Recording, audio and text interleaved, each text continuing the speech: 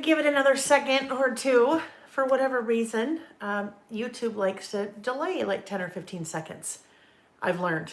So, hello! Welcome back, everybody, or welcome. If you are just now joining us this afternoon, welcome. And if you've been with us all morning, welcome back. Hopefully you had a chance to get a little rest, have something to eat or something to drink, and you're ready to go again. Okay, guys, lots of things. I checked a couple emails in the middle of things, actually. Oh, there we go. So this is the problem. Darn glasses. Unless I was this tall or this tall and I go up like that, then I can see. But where this is sitting is like right where the separator is on my progressives. So it's really blurry here unless I go like this, and then you can see up my nose. So we don't want to do that. All right. So let's see. Kelly went to the grocery store. She's back. Diane. The Sephora bag. I don't know. Thank you to the person that sent me an email explaining the gecko, the gestation period of the gecko. That's the conversation I missed out on. Let's see. Diane and Sarah both back. Oh, came in. Oh, goodness. Okay. It sounds like for some of you, there was an interesting little break. Rena, good morning. You started to snooze with the dog on the sofa. That sounds like a great plan for a Saturday afternoon. Francis, where is your local scrapbook store? I'm interested to know. You're scrubbing at your local scrapbook store for NSD. Did some housework. Bah. Oh, well, Simone, I don't know, several hours of things. You know, the usual. Mandy's getting ready to make supper. Mandy, you're Ontario area, right? Went and took a walk. Oh, good for you, Robin. Welcome back, Australia. Love it, love it, love it. It's got to be late for you there, isn't it? Yes. Hi, Terry. Terry's back. Oh, good. Someone has their first familiar dose of vaccine. That's good, good. Joanne's back. Joanna's back. Figuring out what to make for dinner. New Zealand is in the house. Love it. You guys, that's the coolest thing. Oh, wait, hold on. 22. Netherlands. Fiona. So, you guys, it's so cool. And this is why it is International Scrapbook Day, right? Literally everywhere.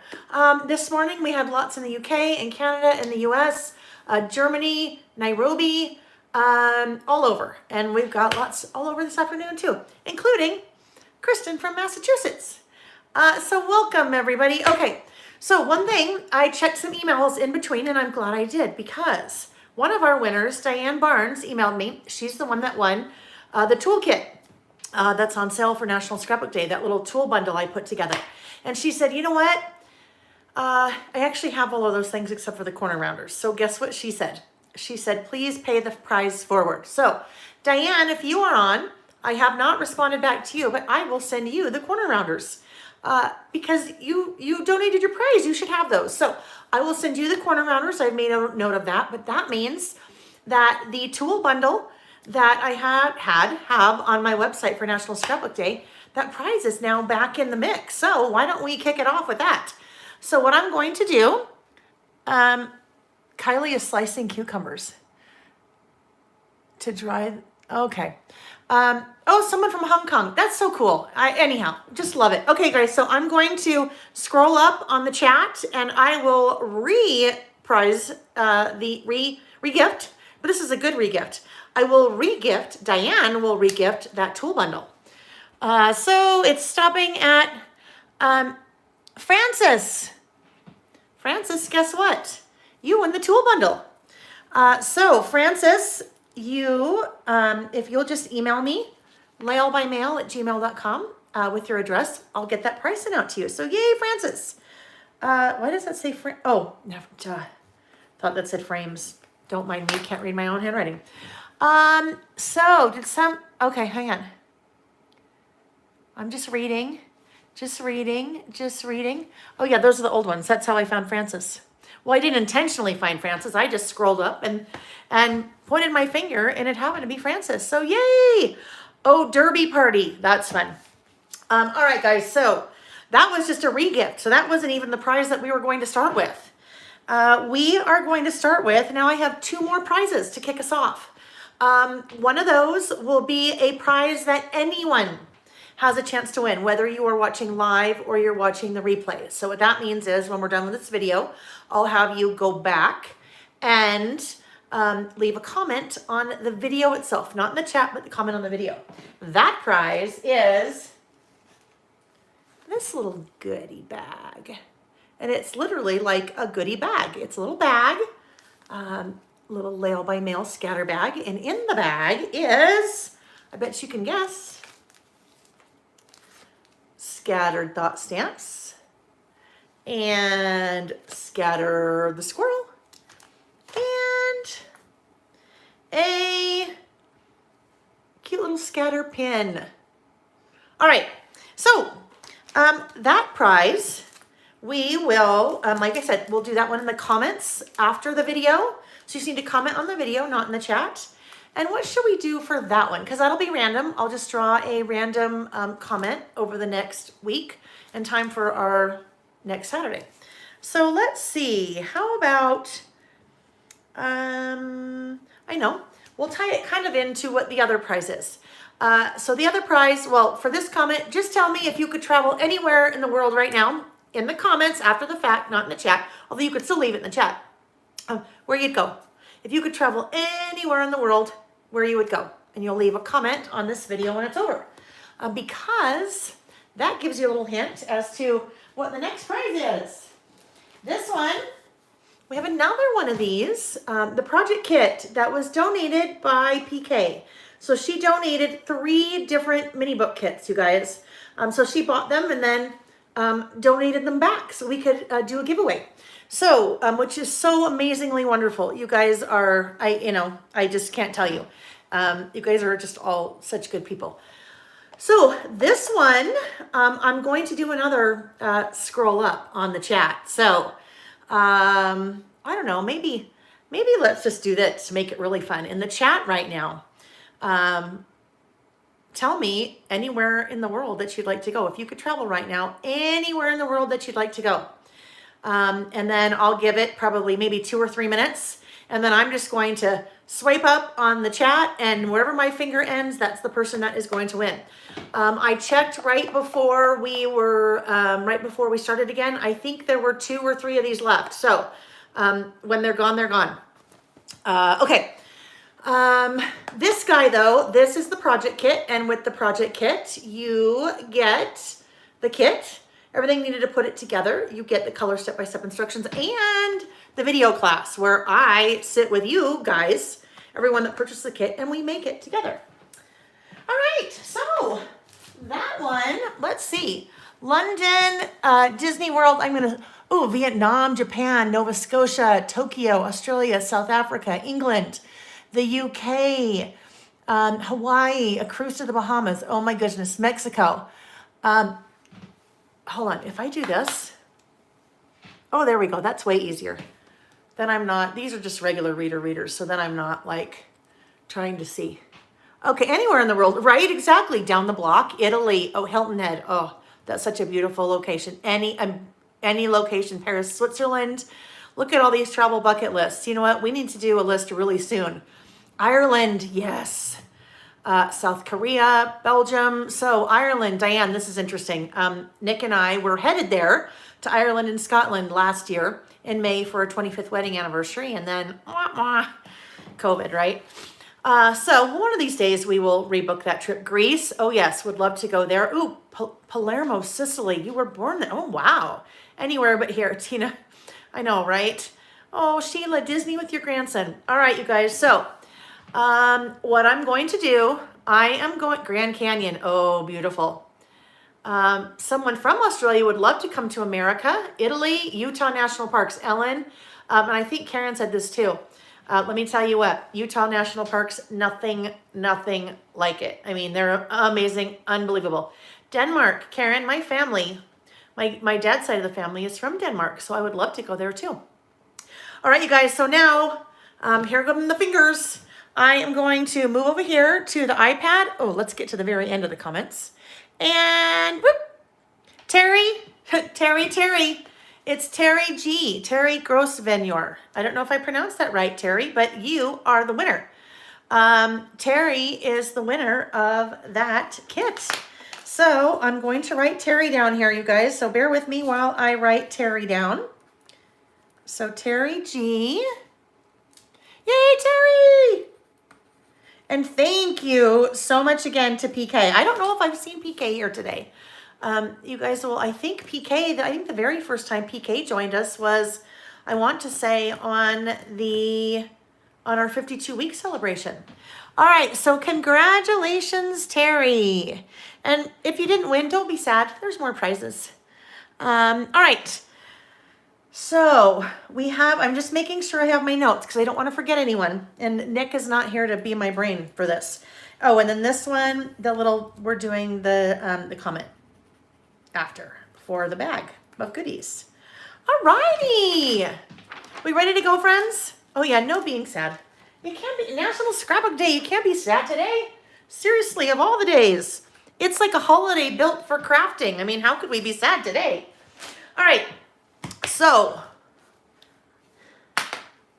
I'm going to keep trying. I really am.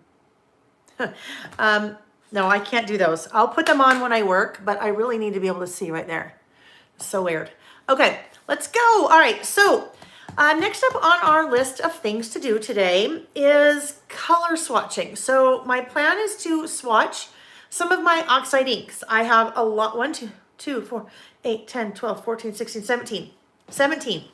I have 17 Distress Oxide inks in front of me that some are new, some I've had for a while. One is brand new, and more about that in a second. Because I might have bought 2 of them just in case that maybe we wanted to give one away.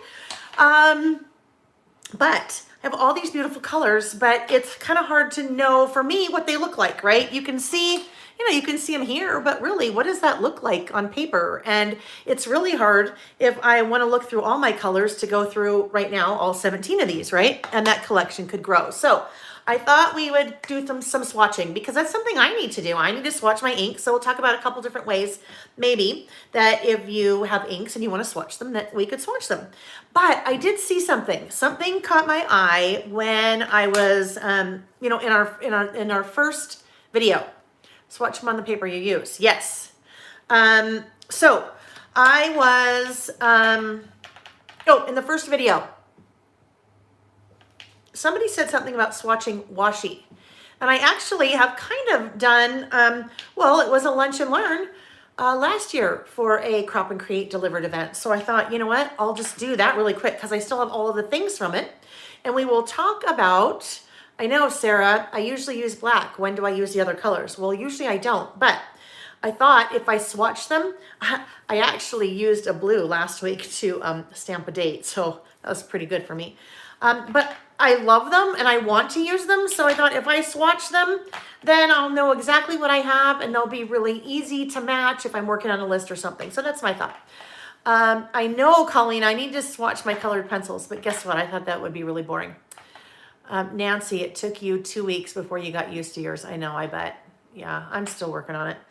Anyhow, so I thought what we do really quick is just talk about a couple of different ways that you could swatch your washi, because I have a couple of examples of that. So let's do this. Let's flip the camera and I'll turn on the lights and we will get going. So Disneyland, arms and legs inside the ride at all times. We're going to go for a spin really quick. 1, 2, 3. And yes, I will plug my phone in. Thank you. Thank you, Colleen. It's usually you and Terry that have my back. I love it. I know, the teacups I can't stand. But you know what's funny though? For me, rides like that, I was fine before I had kids. And something happened. It must be pregnancy or something. Something happened that got to the point where I can't do that anymore. All right, friends. So let's... Okay, the trimmer's in the way on the floor. There's lots of things in the way on the floor. There's a traveler's notebook on the floor. Yeah. Okay, so we will be swatching. Look at what a pretty rainbow, right? We will be swatching inks. And look at, this is the new one. This is Salvage Patina. And look at, I have 2. Because guess what? We will be Well, there's probably, since I have two, I don't need two. I ordered two on purpose. So we could do a giveaway for one at some point. All right. And I've never swatched my inks before. I have a lot of different colored inks, but I've never swatched before. So I thought, well, I probably should. And this will be a fun exercise for us. But before we jump into that, let's try to change the glasses. Yes, thumbs up. If you would give the video a thumbs up, that would be much appreciated. Let's just, hold on. I'm going to make you dizzy there for a sec. Oh, Lordy. Yeah, that fine line is hard. No, that's not going to work. I need to be able to concentrate, and I can't concentrate with those on right now. Okay, one more sec. That's going to drive me crazy. It looks like it's straight in front of me. It actually is, but the phone is, there we go. All right, so first of all, let's move these out of the way a little bit now that they're all nice and pretty, right? Those could just stay there because it's just very, I think that's so very inspiring, right? Those colors. But let's first talk about washi and swatching washi. So the reason that you would swatch anything, right? Markers, washi, inks, colored pencils, whatever it is, because a lot of times you need to know what you have, right? So when it comes to something like washi and you have a lot of rolls, unless you go through every single roll in your little bin or in your container or in your shelving unit or in your room, wherever you have all your washi, it gets hard to know what you have, right? The more you have, the harder it is to know what you have. And if you don't know what you have, then the chances of using it probably pretty slim to none, right? So that's why we might swatch, because we can look at things in a different format. Instead of looking at all of these covers, I could look at them in a different format. Same thing when it comes to washi. So if you have a lot of rolls of washi, a couple of different ways that you could swatch washi. That's a mouthful. Swatch washi. This is my probably my favorite way to do it. This is when I will take a regular old deck of playing cards. And I like to use playing cards because they're wax coated. Wax coating is important when it comes to washi because I may want to use this washi, right? This isn't just for swatching. I want to use it. If I am putting it on a wax coated surface or a plastic surface, but in this case, playing cards are a nice size. If I wrap my washi around a wax coated playing card, not only can I see what I have very easily, but then also I can use it. So this could serve two purposes for me. Maybe I'm traveling and I want to do a little bit of work in my traveler's notebook while I'm gone.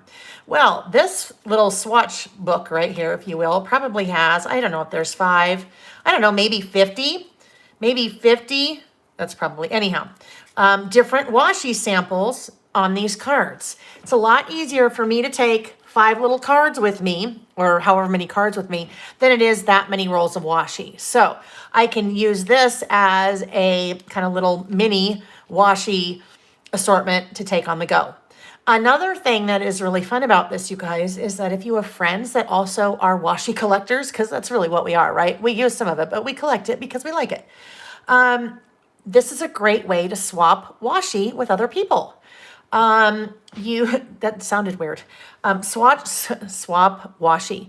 So you can make, you could take a whole deck of cards and you could make a deck for your friend and take a bunch of your washis and then just swatch them.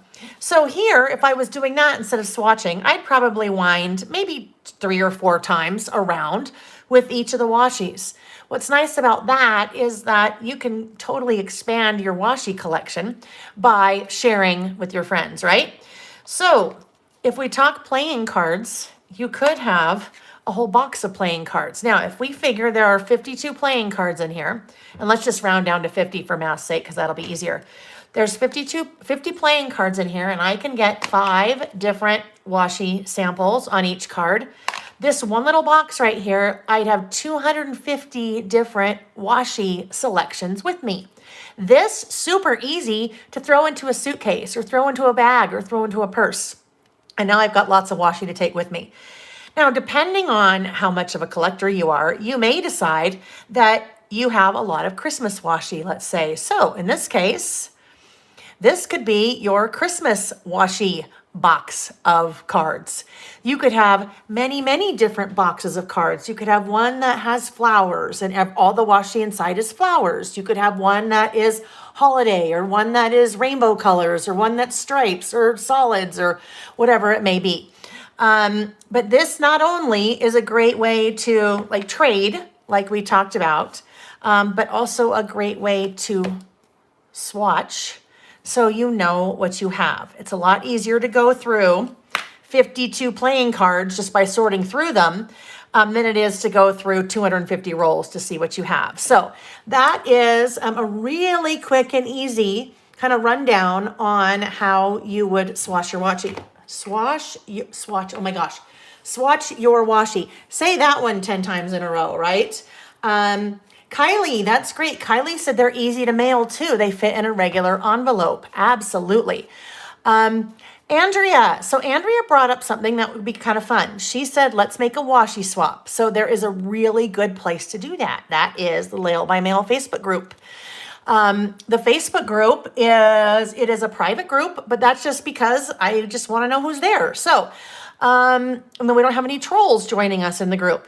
If you want to be part of that group, I've linked to it in the description of the video, or you can just go to Facebook and search for Lail by Mail. There's a Lail by Mail Facebook page that anyone is open to. And then there's a Lail by Mail Facebook group. But that would be an awesome place. If you guys decide that you want to do like a washi swap, that'd be a great place to do it. And then whoever wants to take that on, just jump in. And I think that's a great idea. Oh, Andrea, no Facebook. Oh, darn it. That's a little bit harder then to try to organize that. But you may be able to do it. I'll leave that one up to you. So this is just, this was a set, right? So, this was I can't remember what it's called. This was the Amy Tangerine, I think Calendar of Color. No, I can't remember what it is. Anyhow, but that was a set of however many rolls that were part of the set. This is just an easy way to kind of keep some of those together. But for me, what I like to do, I take the playing cards, then I use my hole punch and I punch to the top and then just put them on a little ring, right? So now it's really easy for me to kind of sort through them. And I could have lots of these rings if I wanted. So there's one that's just started, right? As far as playing cards go and where you can find them, dollar store is a great place to find playing cards. You can also find them on Amazon.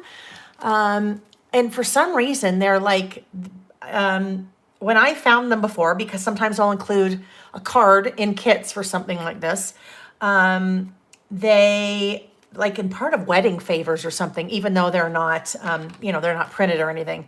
But so Amazon, if you want to buy maybe 12 boxes, or dollar store, or you can, find them at a regular drugstore, you're just going to pay a lot more for a regular, nice deck of playing cards. The key though is to have them coated.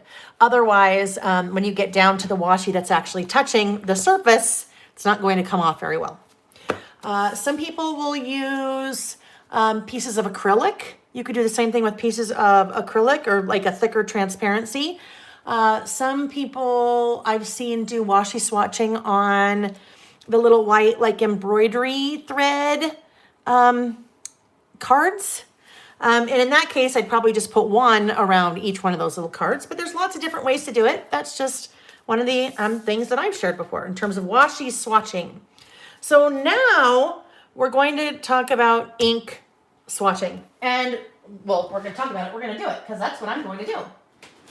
That's one of the things that I thought, this is something that I need to get done. So let's do it while we're all together. Five Below is some cute decks right now for $1. Lauren and the Yarn. We just got a Five Below. I've never been in one. I've heard lots about it. But I think Five Below is a dollar store, but it's five and below, right? Hotel room cards. Yes, hotel room cards, gift cards, stock up on your Starbucks cards, whatever it is, old credit cards. Really anything that is a kind of a plastic surface that will be easy for your washi to come off of when you want it to come off. All right, so let's start. So what I thought I would do in terms of swatching, I'm going to stamp. And I pulled out 2 different stamps that I thought could possibly work. And I have an idea on how I think I'm going to use these, because I think I am going to use them for 2 different types of inks. Okay, so I pulled out those 2 inks. I've pulled out those 2 stamp sets. This one is called Fill in the Blank from Carrie, and it is a 2-part set. But I thought, ooh, that one, right? Wouldn't that be fun? We stamp with that stamp, and then I write the name of the color right there. That'd be kind of fun. But then I thought this one was fun too. This one is one of Vicky's Color Study stamps. In either case, the reason why I've selected both of those is that they have a solid surface, right? I mean, they have a large part of the stamp will be the color of the ink. So I thought both of those could work. I should tell you, swatch. Oh yes, so here's the deal. So Lauren, I could swatch with the squirrel, with scatter. The only thing about swatching with scatter, and let me show you. So here's the scatter stamp, but scatter is colored in there, right? I colored scatter in. I don't think I just have a stamp of scatter without, I don't. Without any coloring around them. But the reason why I didn't pick scatter is because the scatter stamp is just where you see the black. So it'd be a lot harder to get a good read on the color because I'm just seeing the black part of the stamp. That's why I decided I wanted to go with something that had, a fill in, right? I need something like that has a lot of surface area where we're going to see the ink or something like that. Now, that's not to say I couldn't do that, but I need a fill stamp for him. Oh, Lauren, I love that idea. I love that idea. That's a great idea. Maybe there's like a scatter 2 coming out, right? That'd be awesome. Kristen just asked, are you breaking down new rolls of washi or leftovers? So if I'm swatching, I'm probably swatching all of my washi, so I'd probably do it with all my rolls if I'm swatching. But now if I am getting to the end of a roll, then that would be another thing that I could do. As I get to the end of the roll, I really don't need the roll hanging out anymore. I could just, transfer it to a playing card or something like that. Okay. I'm just looking. All right. So I've pulled out my white cardstock. I think what my plan is, I would like to, with this one, I would like to stamp the colors and then punch a hole in the upper, probably left-hand corner, and then put them on a ring like I had done with that, okay? I've also seen some people use smaller albums. So We Are Memory Keepers makes little 4x4 albums. And in the 4x4 albums, there are pocket pages that have little 2x2s on them. So you could use an album like that. In fact, you know what? I have one. Let me just go grab it so I can show you. It'll just take me a sec, but I think sometimes it's easier to show than to tell.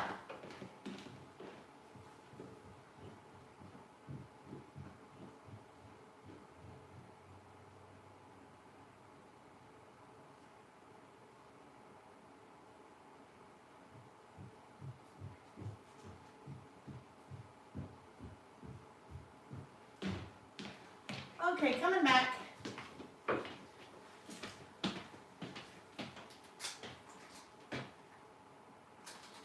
Almost here. All right. So this is what I was talking about. This is a,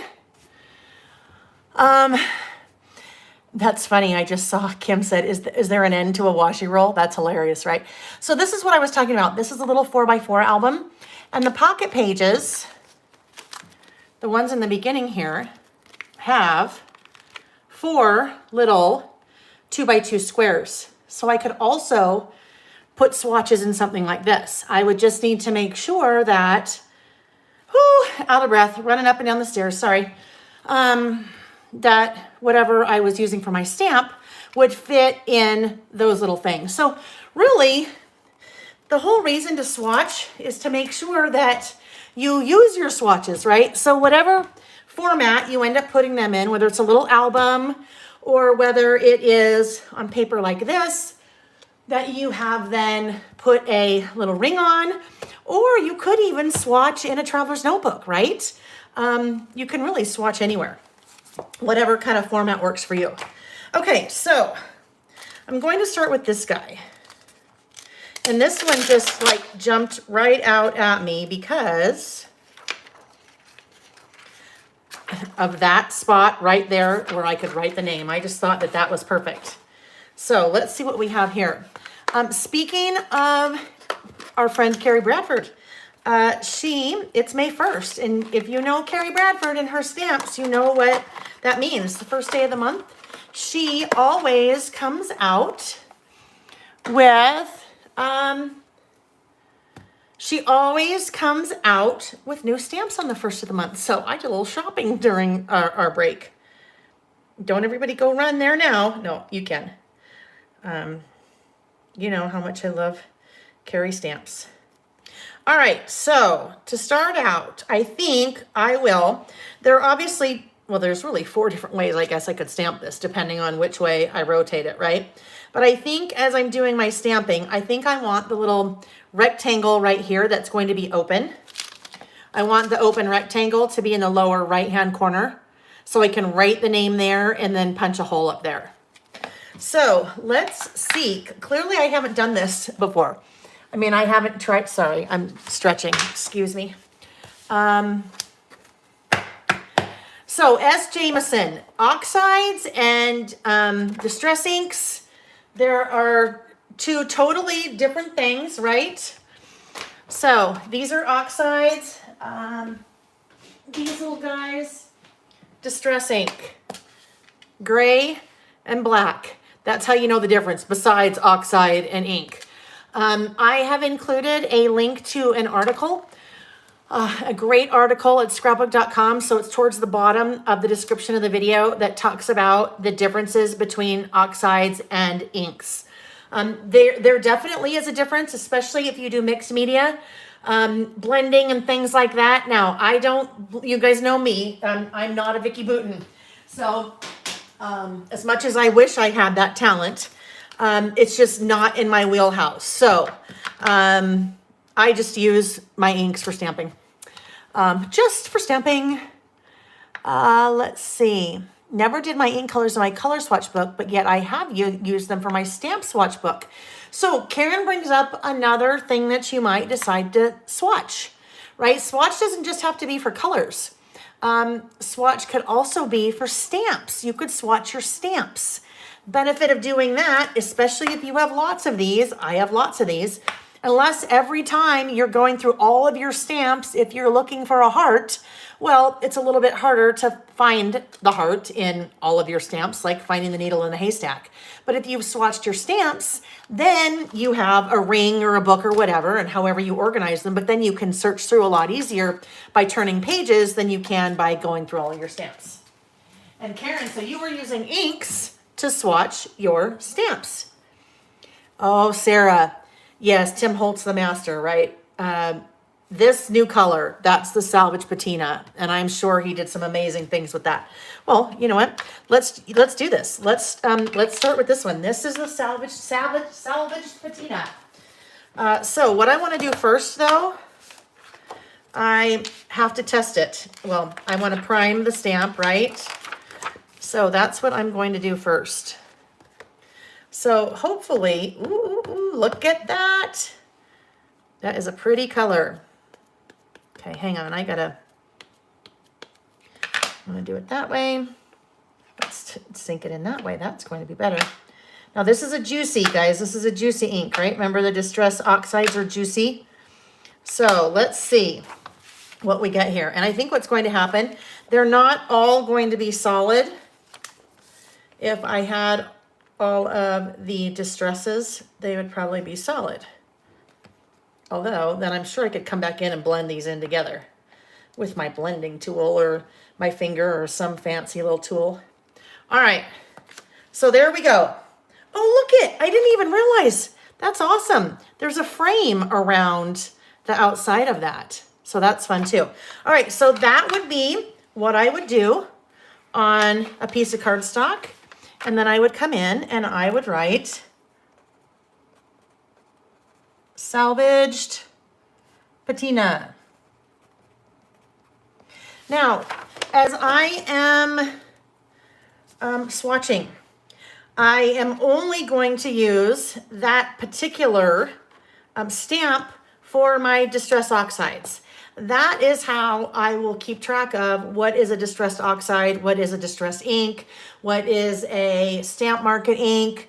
So I will probably use different brands.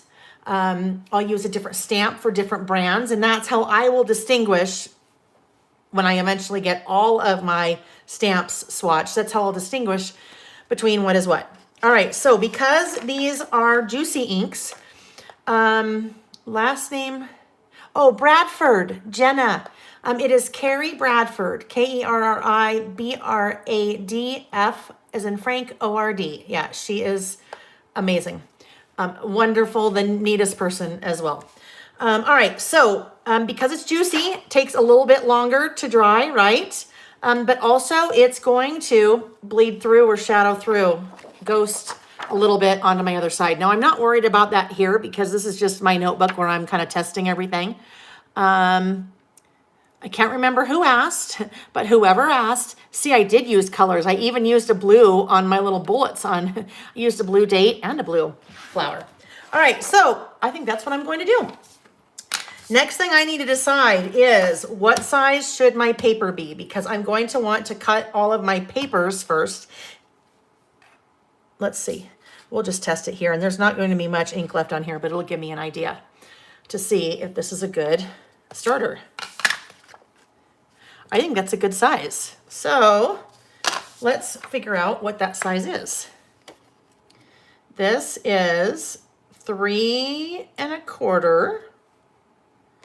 If I do 3 1/4 by 2 1/4, that should work. So let's do this. And that is where you want to cut out all your papers first, right? So that you are getting everything the same size, as opposed to stamping all on a piece of paper and then ending up with different sizes. At least that's how my brain thinks. All right, I think we said that's, hold on. If I go a little bit shorter, let's try 3.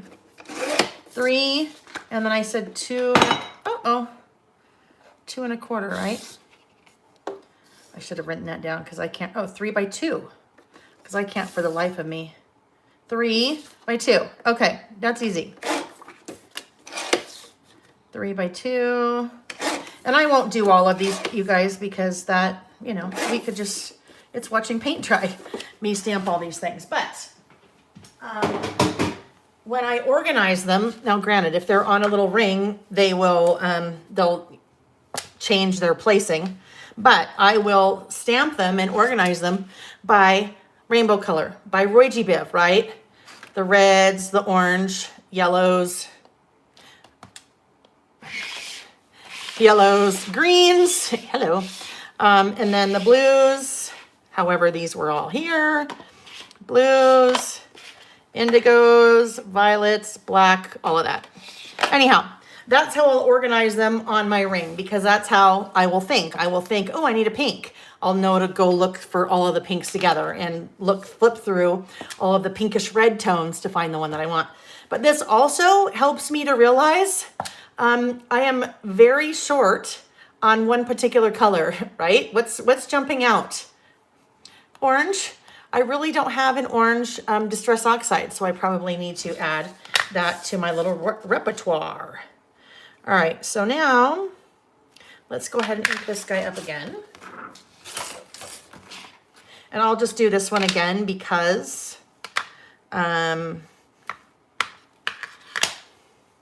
it already has that color on it. And then I'll have to clean in between. So I won't do too many of them, or else we'll spend lots of time cleaning in between. There is a really cool new little device, well, new to me.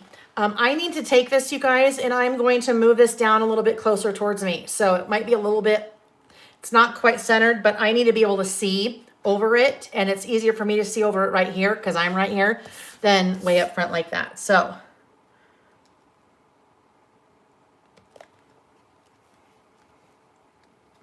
ink first and then trim. I know, Chris, guess what? If I ink first and then trim, you could do it either way. You could do it either way, whichever works for you. Oh, I need to add some cuticle oil to my fingernails. All right, there we go. There we are. And then I want to write right away salvage patina, because what I don't want to do, right, is to stamp a bunch of those and be like, oh no, was that salvage patina or speckled egg? All right, so maybe let's do one more. I'm going to use my baby wipe just to come in and clean that off.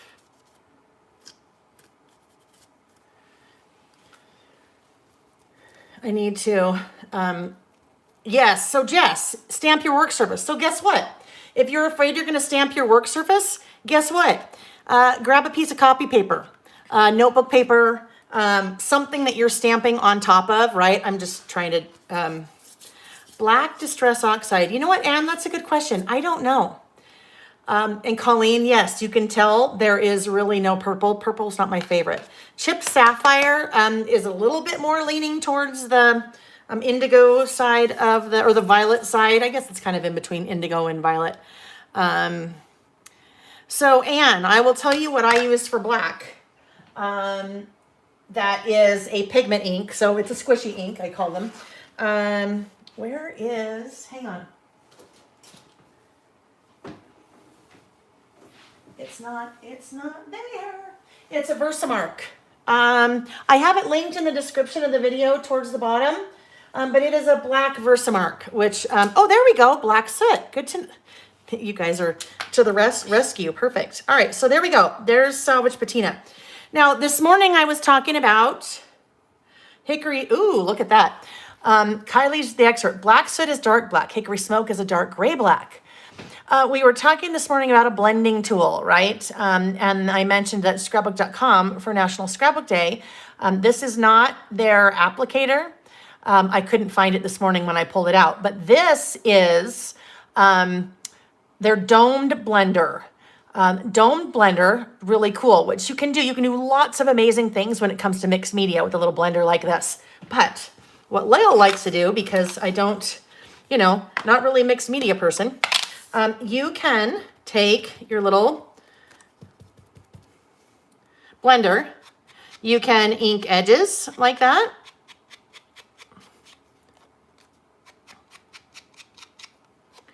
Right? So it's kind of like outlining a little bit, but not outlining, right?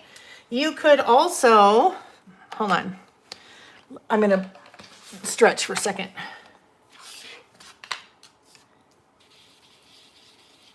See how I can kind of blend that ink around? This domed blender, what's really nice about a domed blender like this is that it doesn't have the edges on it. Like, hang on. Oh, like these. So here's your difference. Here is a blender that has hard edges, right? This one is domed. So you don't end up with a lot of your hard edges as you're trying to blend. The reason I bring those up is because Scrapbook.com for National Scrapbook Day is giving these away. You get one free with any order while their supplies last. So that's kind of fun. Now what I just did here, maybe I don't have stamps, or maybe I don't have a solid stamp, right? Like I had here. Well, I could just do something like this. I could just cut out cardstock that's all the same size, blending tool, and do that. Now, here's the deal with the blending tool though. If I'm doing something like that for my blending tool, and these are very reasonably priced, but this comes in a pack of 10. So probably what I would want to do, I would probably want to have a separate little cap, right? A separate little like mushroom cap right there for each of my inks, just because I wouldn't want to take that and then try to take a pink, right? And use the same blending tool with it, because then it would get well, it'd just get weird, right? But this could be my swatch. So I could just do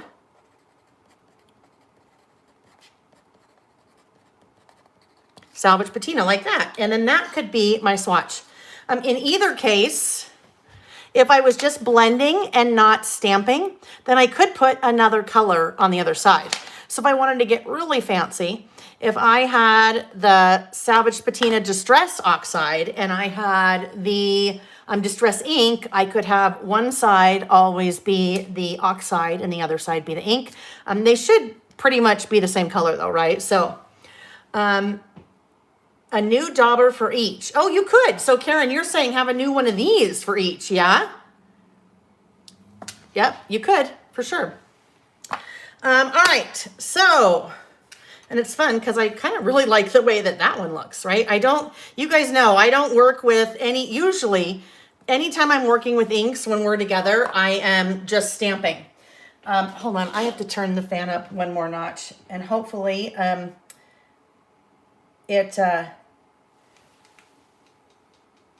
hang on, and look what I found on the floor. Oh, please, come on, I'm having hot flash. So bear with me. Hopefully that's not too loud. Why does this not feel like it's working? That's just weird. I probably should have a neck fan on at this point, you guys, because it's hot. All right. So I like both of those. I really could continue with either one, right? So let's put that away, that off to the side, and this is now dry. And so, put that little remote back or else that'll be a problem.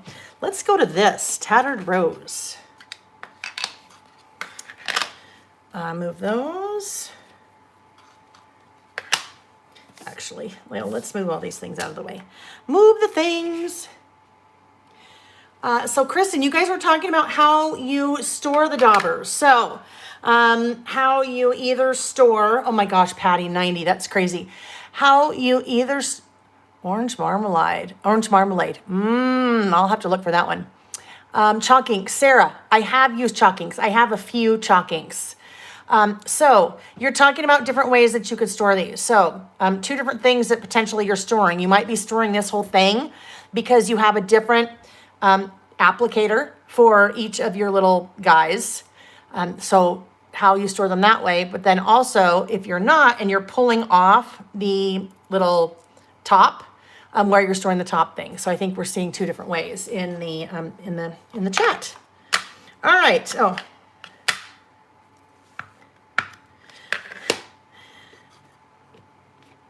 This one is such a pretty light pink. So someone was looking for a blush pink a little while ago. I think when we did the butterfly spring cleaning list that I used some inks. This one is a really good, it's a really good like blush pink color. There we go. And it's kind of a little bit, Tattered Rose. It's a little bit of a peachy pink, right? Karen's doing Tattered Rose right now. All right, so now we know that looks good. Here's another one of these. I sure like the way that looked though. Yeah. I'll do that for, well, I should probably do that for these because they blend so well.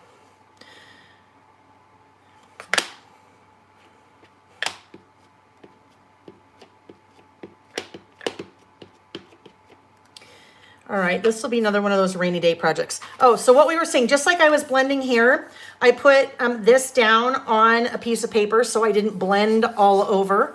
I didn't blend all over my work surface, right? In this case, I will do the same thing with this guy.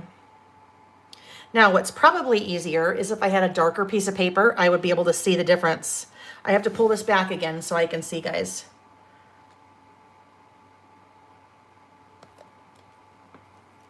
Press it down.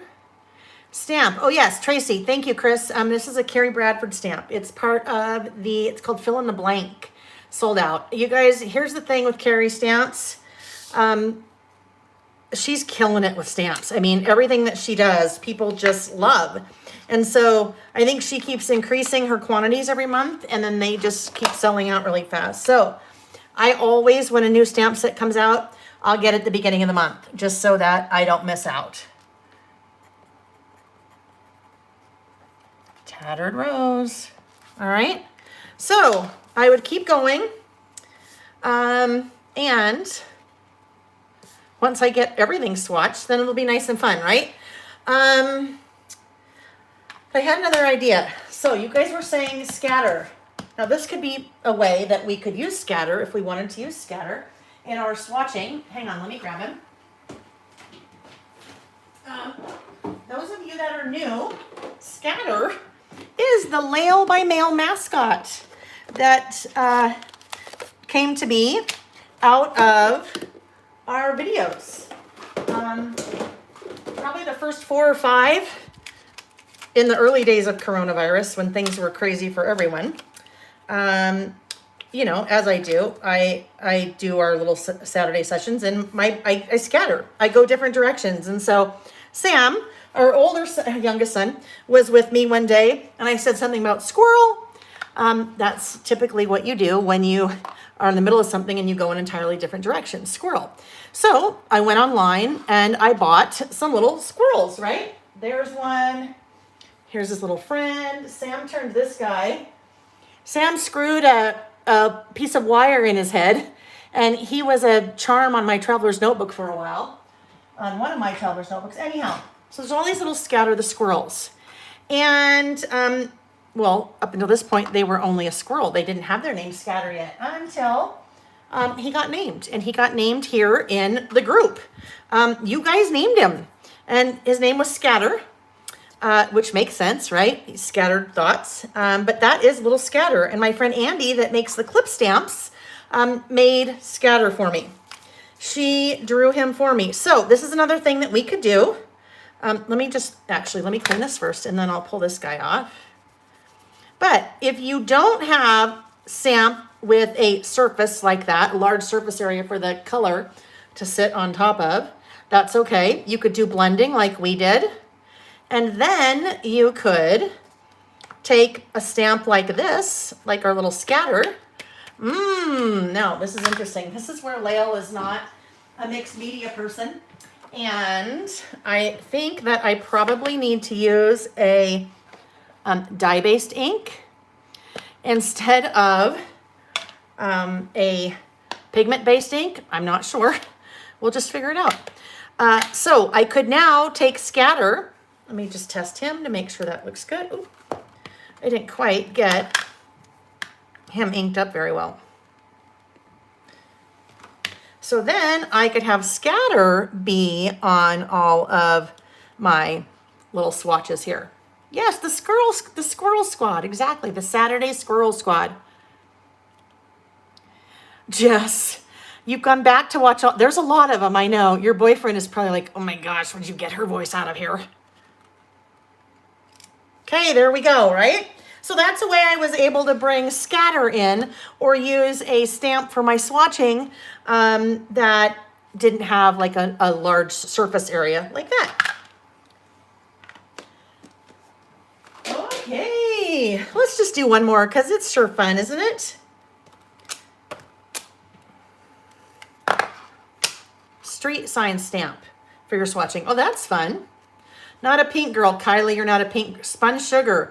Ooh, see, I need to keep adding to my collection because, well, and you guys, here's an interesting thing. That's another reason for swatching. So you know what you have. So you don't accidentally buy the same one twice, right? Because we do that.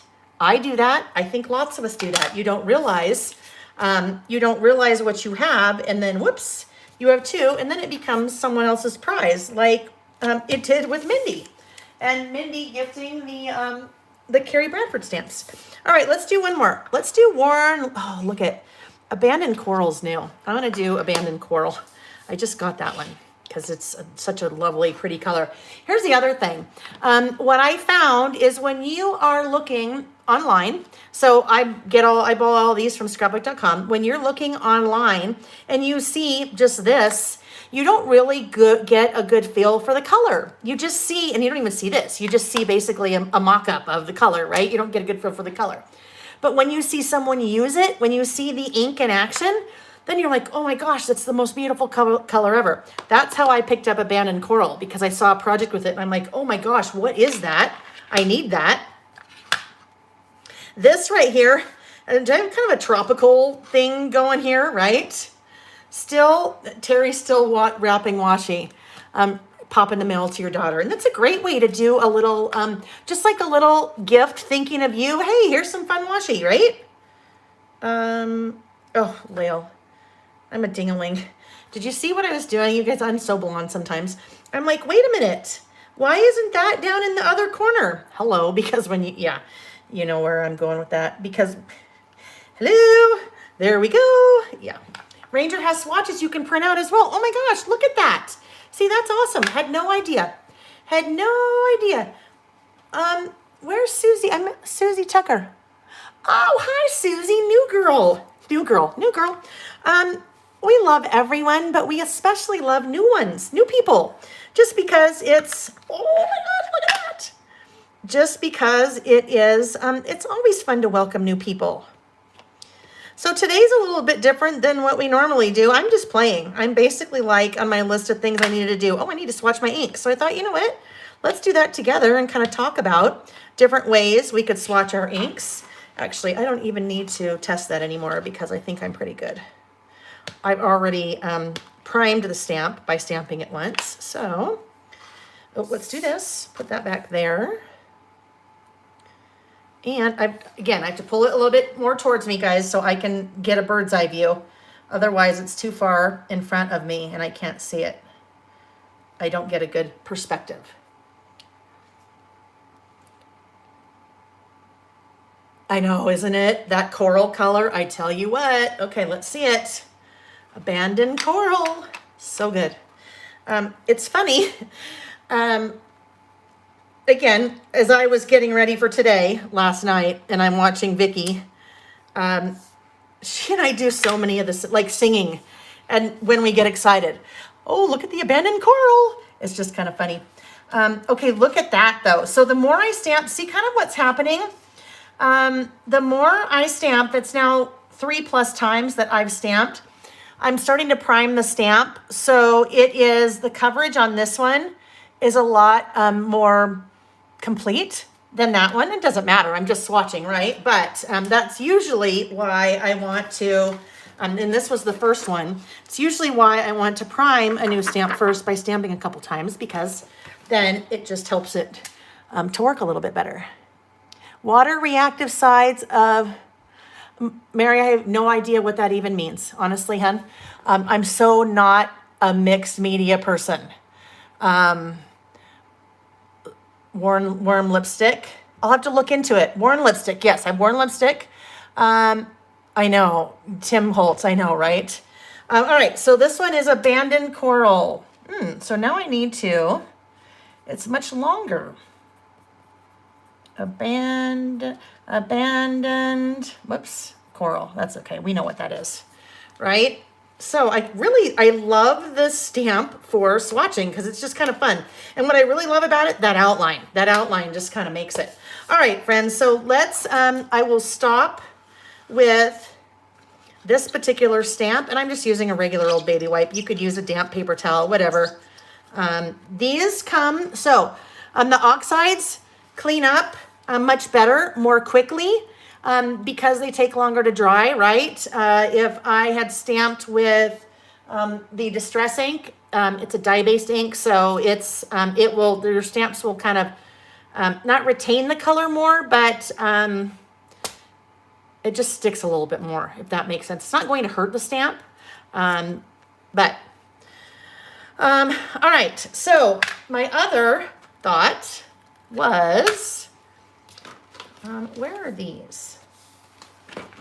What did I do? Oh, here we go. Okay. I so need to play with my stamps, you guys. I really, really, really need to play with my stamps. Because if you don't play with them, you don't really know what you have, right? You add water to the Distress oxide, another layer of color. Oh yeah, Vicky, right? Vicky would get out the little mister, right? Yes.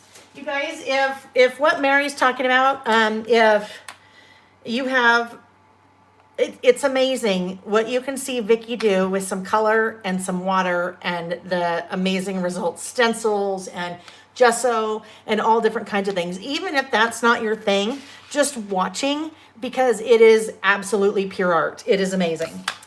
All right, so now, speaking of Vicky, I am going to grab this stamp. So these are one of the 2 stamp sets that she has from Color Study.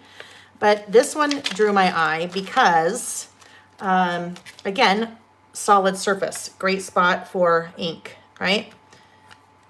I probably wouldn't start using a different stamp for the same types of inks, right?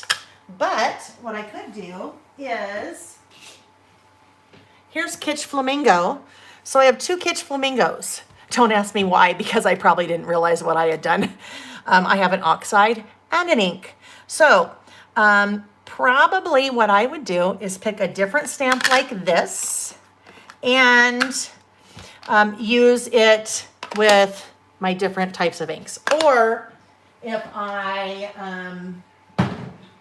let's see, where are those? Where are those? Gosh, if you guys could see it in here. Hang on. I can find them right now. Actually, I need to get this anyway. Oh, look it. Here's another one. Crackling campfire. There we go. That's a little bit more orange. So now I would move all these over, right? Anyhow. Oh, so stamp market inks. So probably what I would do, I would pick a different stamp for stamp market inks. I would pick a different stamp for my oxide inks, because that way, visually, it'd be really easy for me to know what was what. So I wouldn't be going, wait a minute, abandoned coral. Okay, is that an oxide? Is that an ink, a distress ink, or an oxide, or is that stamp market? Which one is it? So let's do this. Let's do Kitsch Flamingo with this guy.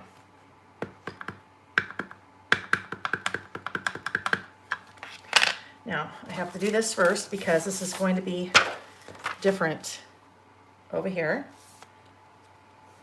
Well, it probably won't be so different on my composition book paper. I think for me, I think I prefer oxides. I think oxides are my thing for what I do over the distress inks. I like that they're more opaque looking to me when you stamp them. And again, you guys, I'm not the expert, so I'm just a stamper that, well, not even a stamper. I'm a girl that has some stamps and has some inks and likes to play with them sometimes. All right, so yes, Kylie.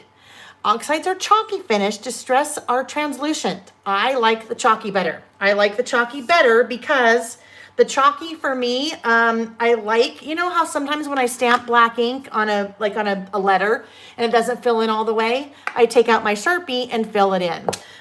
So nothing wrong with either. They're just different, right?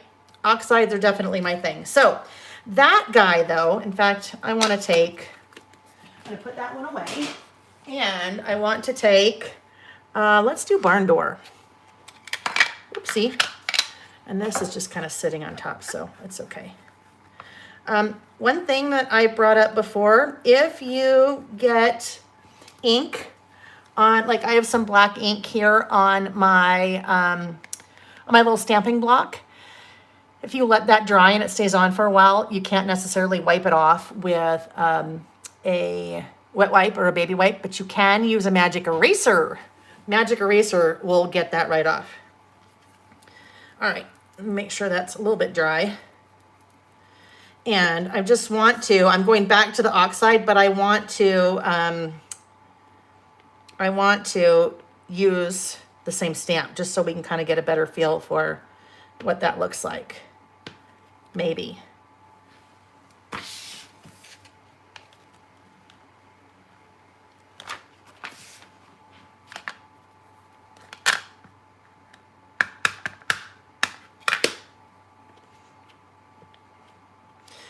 Okay, all inked up. This one is Barn Door. Ooh, that's a good red. That's a really good red.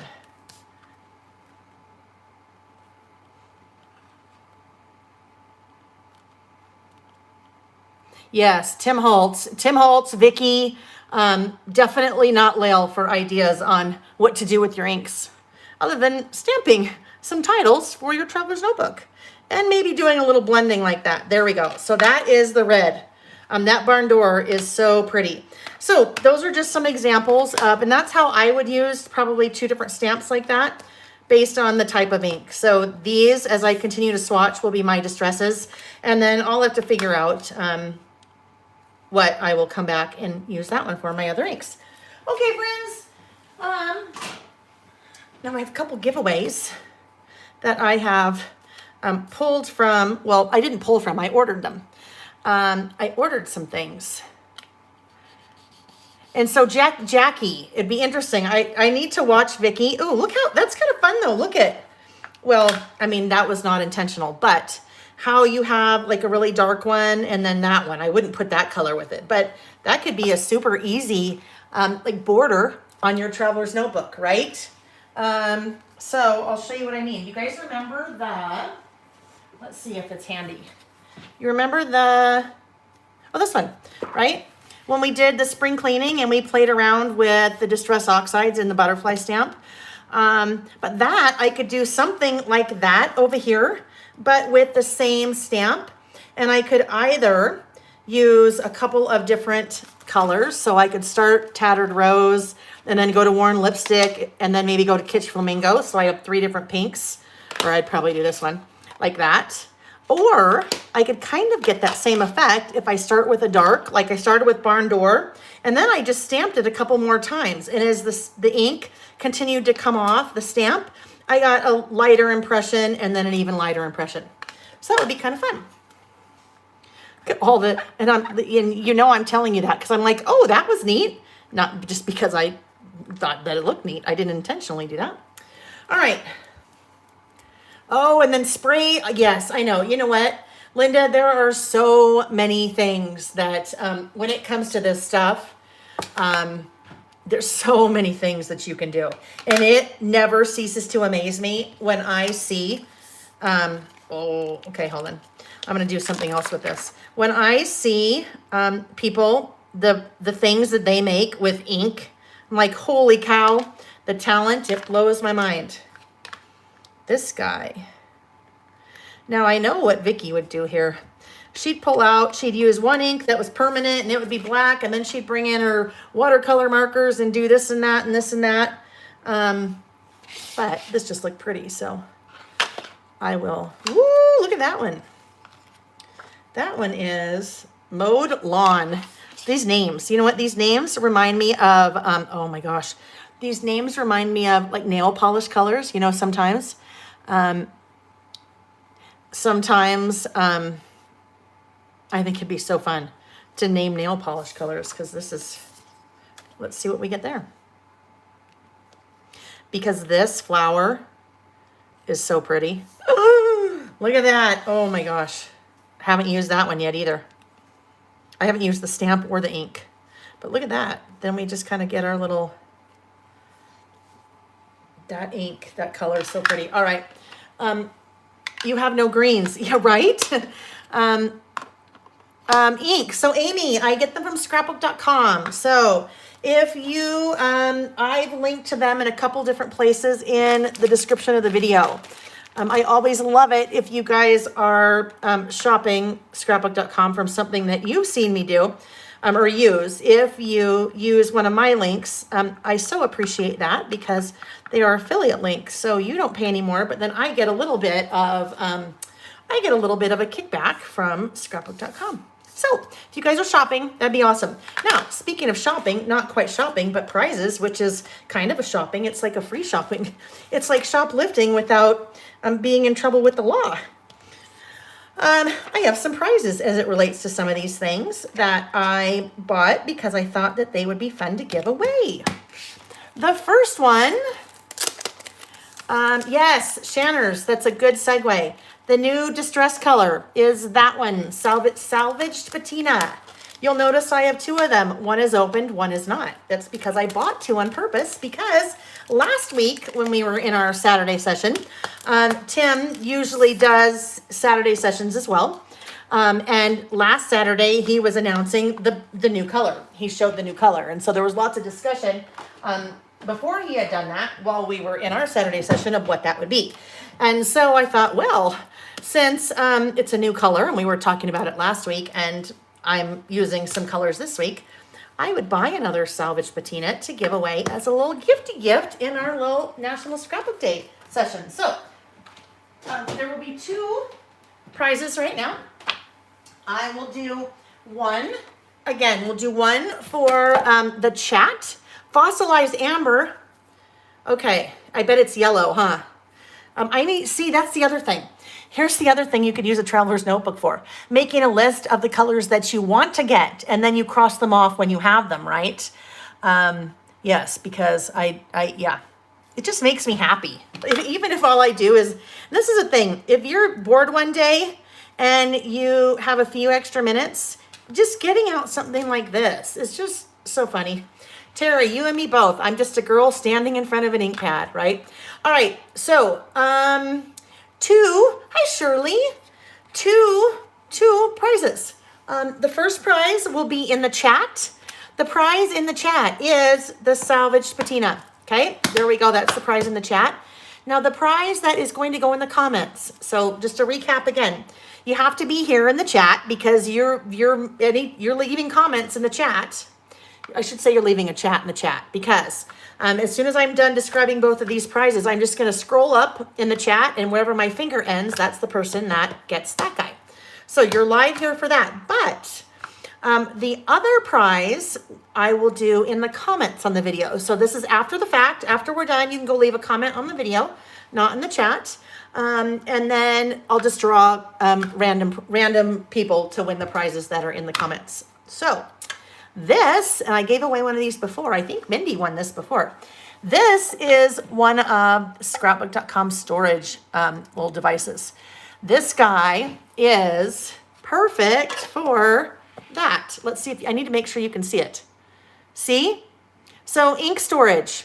It is perfect for storing your distress inks in the little squares, but it's also perfect for storing these guys, your more standard non-square kind of rectangle types of ink. Now, when it comes to swatching, when it comes to squashing, when it's, oh my heavens, when it comes to swashing, golly, that's a hard word.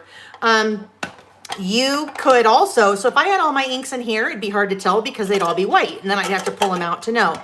Or, and these are just Stamp Market inks. Stamp Market has these. These are little stickers that then can attach to the side of your thing. And I think if there's not stickers, I don't think there are stickers for the oxides, but I've seen all kinds of people do, well, really, guess what we could do? I mean, you could just do something like this. You could just do that and cut it out and put it right along there and write the name on it. So what's nice about these things too, you guys, yes, you could use, you could use labels. That'd be a lot easier. Oh, and Mandy said there's a printable for them. So there's a printable, it sounds like, for the ink colors for that. See, all the things I love that you guys share. So this guy you can set on your desk, vertical, right? But the other thing that you could do, and this is what I do with mine, if I put them this way, now some of them I might need to put a rubber band around so that they're not opening up because I don't want them to open up. But if I put them this way, that big thing that's behind me is my Ikea Kallyx or Expedit, same thing, just different versions. But these fit. You can slide them right in those shelves. So actually, I fit 4. 1, 2 side by side, and then stack them on top of each other. So 2, 3, 4, 5, 6, 7, 8, 9, 10, 11, 12. In one little Kallyx unit, I can fit 12 times 4, 48 of my inks, and they all fit in there beautifully. So those are kind of fun. Those I've linked to in the description in the video as well under the storage area.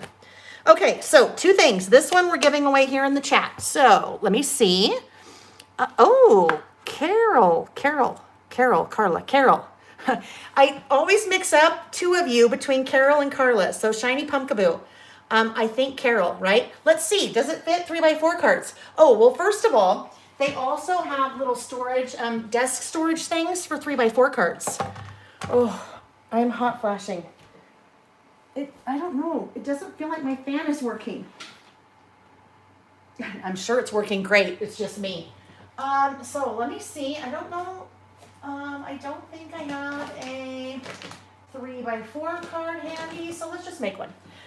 Yes, I'm sure they do because, where's my ruler? What are you watching? Paints and Glitter. Hello. You're watching, well, let's see. We were just swatching inks. Normally on Saturdays, so every Saturday from 9 to noon Pacific time, we are here making creative lists. So we use traveler's notebooks and we do creative lists. Things like my quirks, or good and bad habits, or things I love, or things I hate, or things I remember about when I was a kid. So we're just kind of doing memory keeping, but in a listing format. And then we use lots of inks and washi and stickers and die cuts and things like that when we do it. Today is National Scrapbook Day. So today is a full day thing and we're just doing all different kinds of things. So we were just swatching inks and we're looking at an ink storage device. So I was measuring this. So, well, here, let's just do that. Yes, would for sure fit because the inside is about 4 3/4 wide. So you would for sure fit your, cards. Welcome, Paints and Glitter. You must be new. And I just say that because, well, I don't know, maybe you might not be. We've had lots of newbies today, so always like to say welcome. Okay, I have to, let me have a sip of lemonade and pull my hair up because you guys, I'm about ready to strip down. Well, I won't do that because it's not that kind of video. Okay. Whew.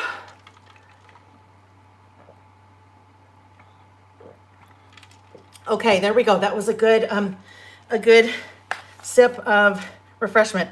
Okay. So this prize, let me get back on track. This one, oh, I haven't even scrolled up for this one yet, have I? We're just scrolling for a minute, guys. This one, to win this guy, you will go after the video's over, leave a comment, tell me, I know, just tell me your birth month, okay? Just in the comments, tell me your birth month. Or your birthday, but not your month. So 20 would be your birthday or August would be your birth month, but don't put them together because then, you know, someone might figure out, oh, hold on. Not in the chat. That is in the comments after the fact, because I'm doing giveaways for people that are here live, but then also giveaways for people that couldn't be live and watch the replay. But for this one, oh, well, guess what? Let's do it now too, because tell me your birth month. Tell me your birth month. Don't mind Blail. Tell me your birth month in the chat, and then we will, I'll give a few minutes of all the birth months, and then I will just scroll up and randomly pick somebody. So there we go. And I'll start putting these guys in a stack away. Look at all those birth months. Heather's August. Mike, is that Mike or is that someone in Mike's family that's using Mike's YouTube? Is also in August. I am also in August.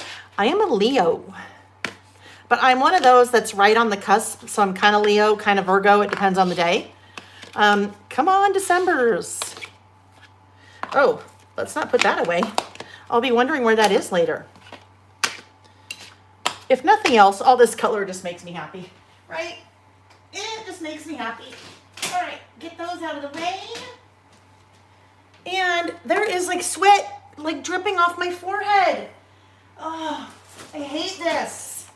I really need this time of life to be over.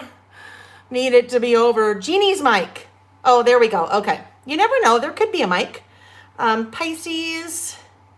Under the willow tree. Haha. Color swatch list on your desk. Oh, Terry, that was, this is for the Stamp Market inks. So those are Stamp Market inks. And I have I think almost all those colors. I bought a whole set, so I just need to do that. There's so many projects that I have on my rainy day. That's another thing we need to do. That's another good list that we could do in the future. Your rainy day project list, right? Ooh, table's moving on me. It feels like an earthquake. Okay, so do we have everyone that's listing their birthdays that's going to list? Okay, I am scrolling and stopping on Cynthia Rule. Cynthia, R-U-H-L. Cynthia, you win the Salvaged Patina Distress Oxide. So let me get out my little prize sheet here. Go Leos, go Leos, go Leos. Sam would be completely mortified if he heard me. Our 20-year-old. He thinks his mom's a dork. A lovable dork. He loves me, don't get me wrong.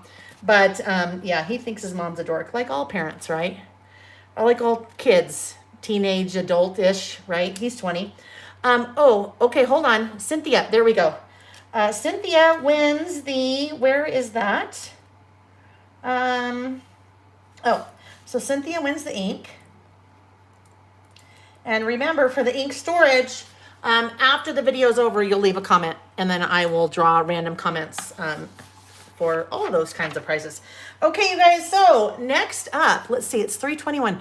Oh, look at that. We still have like 2.5 hours. So that's awesome. Oh, 3:21 is my time zone. I am in Utah. Alrighty. Ooh, that's in there backwards. Let's fix that. I agree. I think all of our kids think that we're dorks. Probably just like we all thought our parents were dorks too, right? Oh, that's why. I put that on backwards. No, I just have to fix that. It's going to bug me. Tracy, are you in trouble with the law? What does that mean? I know. Sometimes in our kids say things and I'm like, what? I don't even understand what you mean by that. Crafting Sunshine is also in Utah. So, are there any meetups? Not any that I've done, but really, we've only been doing these videos for the last probably maybe 14 months. So there have been no kinds of meetups in Utah. Well, there have been. I mean, any kind of meetups with COVID, but I don't know, maybe one of these days we'll try to do something like that. Oh, taking a driving class. Oh, I understand. Did he think, wow, Mom, that person teaching the driving class, she's pretty funny. I could take a driving class like that. Right, whatever. Dance in the car. Oh, yes, we can embarrass our kids, can't we? Susan, you've had almost 5 inches of rain today. I'm taking another drink, you guys. Bear with me for a sec. Yeah, keep your day job. When our kids were little, well, you know, probably 10-ish, we'd be driving in the car and I'd be singing a song on the radio. And they'd be like, Mom, who's singing that? And I would say, oh, that's Bon Jovi. And they'd say, why don't you let him sing it? Yeah, right. They think they're so smart. Little smart Alex. All right, so next up, we are going to, really for the rest of the time, I think, you guys, do some memory keeping in Traveler's Notebook and some catching up on some lists that I haven't quite finished in my Traveler's Notebook. And that's what happens. Sometimes we'll be working on a Saturday and I'm just working on a list and working on a list and working on a list. And I either lose my mojo and I'm like, I just need to move on and come back, because sometimes we need to do that, right? Sometimes we need to step away, walk away from what we're working on because it's just not working anymore. And when we come back to it, we kind of have a fresh perspective. So that, or I just need to kind of, you know, wrap up with something and I don't want to take the time to do that while we're all together. So I have lots of stacks here that I need to figure out where to go. So these guys were 2 lists from the 52-week, the 1-year celebration that we did. And I had, now I'm trying to even remember, I had done these outside of, I had done these, this one specifically, outside of my Traveler's Notebook, because now someone needs to help me remember. This list was things I learned about myself this year. Jane, Jane said, Lael, where do you get your energy? And I just happened to notice because it's all caps. I'm exhausted just watching you and taking this all in. So Jane, what's interesting is Usually for about 2 days after something like this, I am a puddle. When I teach in person, especially so because, you know, it's just a lot. It's a lot of being on, and it's a lot of thinking and transitioning and moving from this to that and trying to pay attention. But yeah, so I can keep it up, but I'll be a puddle for the next couple of days. But I love it. I did have to take off, again, menopause, so I can't wear slippers or socks because I can't. But then my feet hurt because I stand all the time when I work. So it's a lot of standing. So I have these slippers that are like flip-flop slippers. And they're furry, but they're flip-flops. I finally had to kick those off because I think too hot. And really, that was a squirrel moment because I have no idea how I even got on that tangent. What I was trying to remember was where I was going to put these two. Does anyone remember? I did them outside of the book because I wasn't sure. Actually, this probably isn't one that I should finish because I just need to journal on it. That would not be really fun. I think that's probably, now that I think about it, why I stopped last time, because I was just writing and we didn't really need to see Lael write. But it wasn't this book. This is where I work in a lot of these at the same time for our list, depending on if I'm trying to catch up on something. That's where having lots of inserts sometimes gets confusing because you don't know what's where, right? This one, not this one. This was memory keeping. All right, this is what we're going to do. We won't do these right now since I don't remember. I know I remembered earlier. I just don't remember now where those were going. So we'll come back to those later. Let's do, I just have to reach.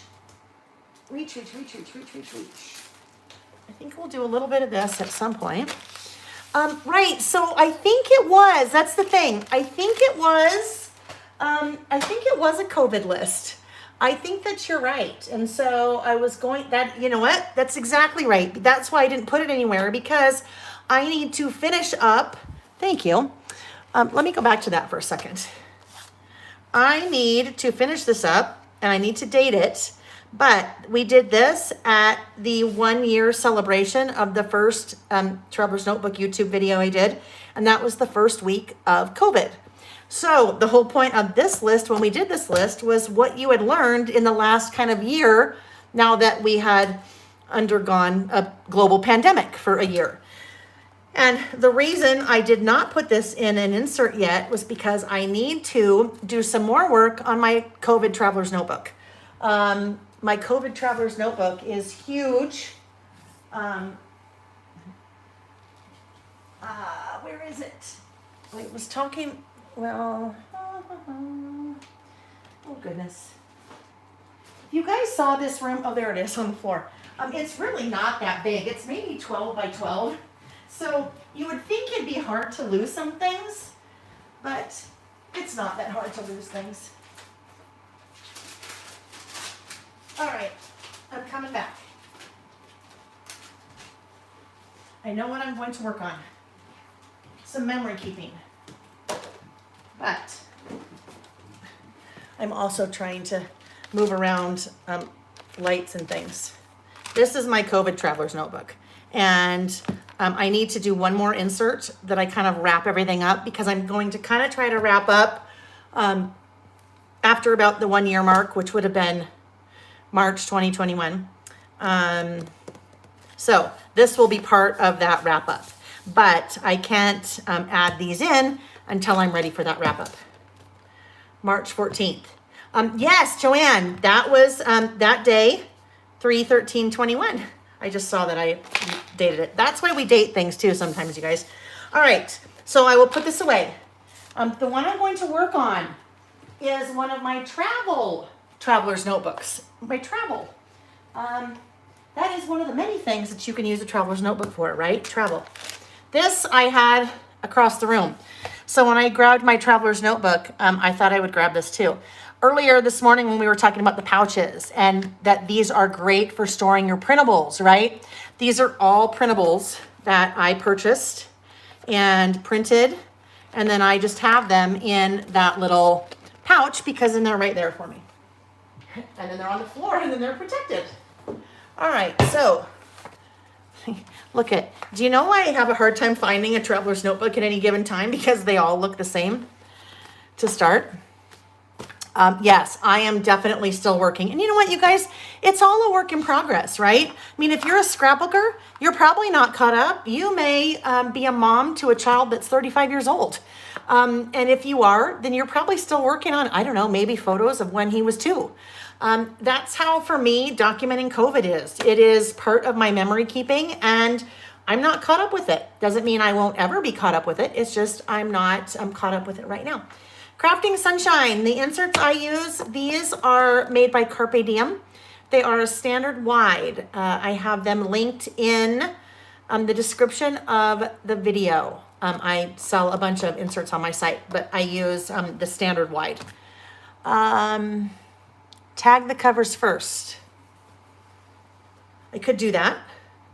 Jane, so COVID pages on YouTube, yes. I have done a flip through of at least one of those inserts, if not 2. I can't remember. Either way, there is definitely one flip through. Yes, Karen. That was Karen. I know. Karen's like, hey, for the 52-week celebration, why don't we do it all day? And I'm like, okay, that totally worked. Okay, I'm just looking. Mom to a 35-year-old. Yes, and you're still maybe working on things, right? Okay, so my traveler's notebook. And I did go back in the first video and I linked the very first traveler's notebook video I did over a year ago about the kind of intro. I was talking about that in the first session. This is my traveler's notebook that I started using for travel the beginning of 2020, right? So normally I travel a lot, and it's something I love to do.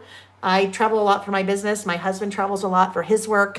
I have friends that love to travel, and so I travel a lot. We travel a lot. The very first week in February, my husband and I were in Hawaii. So when I started this traveler's notebook last February, I knew I wanted to document Hawaii, and I left some open pages and used a sticky that said Hawaii. Then with some girlfriends in La Jolla, and that was March 2nd. And so there's some documenting in my traveler's notebook about that trip. Then I thought I'd do one more girls trip spread. Maybe 2, I guess. Then in the fall, Nick and I went to Bryce Canyon National Park. That's one of 5 national parks in Utah. So this traveler's notebook is just basically one trip, the next trip, the next trip, the next trip. They all just kind of started rolling together, and I'll continue to do that. So this was Bryce Canyon. That was our Bryce trip. Now, Nick and I went to another national park in when? I'll have to look at my, oh, I know how I know. Where's that piece of paper? Maybe in here?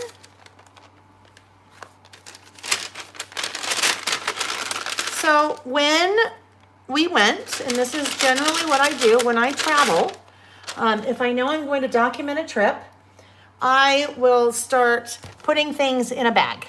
Whether it's a bag I take with me, or it's a bag from something that I purchase, like these were little doodad stickers and things that I purchased while in the national park. But that's where I collect all of the things that I might want to work with as I'm documenting my trip. So I just put everything in the same bag, so it all sticks together in the same place, right? Receipts, you could do receipts, you could do brochures, you could do postcards, you could do stickers, whatever it is. But I put everything together so that when I'm ready to work on that project, I have what I need. When I am traveling internationally, usually it's a much bigger bag than that because I'm collecting things all along the way, and that just keeps everything together too while I'm on the trip. All right, so this is the Zion trip. This I had started during our 52-week, our big 1-year celebration. And then just time totally got away from us. And when I say us, I mean we. Hang on. Oh, good, bigger. This is why I had stopped with this particular photo. This is Zion National Park. This is a photo that I took. I did edit it a little bit color-wise so that it just popped a little bit more. But it is beautiful, beautiful, beautiful area. The reason I stopped when we were working a couple weeks ago is I printed this photo out. Well, it was started out as this one. I printed out this photo and I intended it to be this size. So it would be very similar to this. So it basically covered the whole page.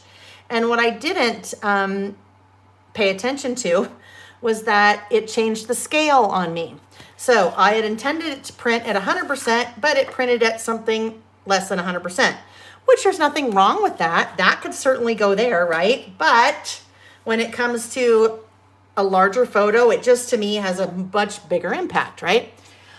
So when it comes to printing my photos, I use sometimes the Epson PictureMate PM400. And that would, for example, be this guy. 90% of the time, that's the printer that I'm using because it prints 3.5 by 5, 4 by 6, and 5 by 7. But when I want to print a larger like this is 8 by 5.25. My Epson PictureMate only prints 5.5 wide. So the printer that I use for this is the Canon Canon IP8720. That a really good resource is on my website. I have a link that says favorite tools and accessories. And that's where I link to the printers I use, the printer paper that I use, the stamping blocks that I use, the corner rounders. I mean, it is an exhaustive list of everything that I use, but that's always a really good place.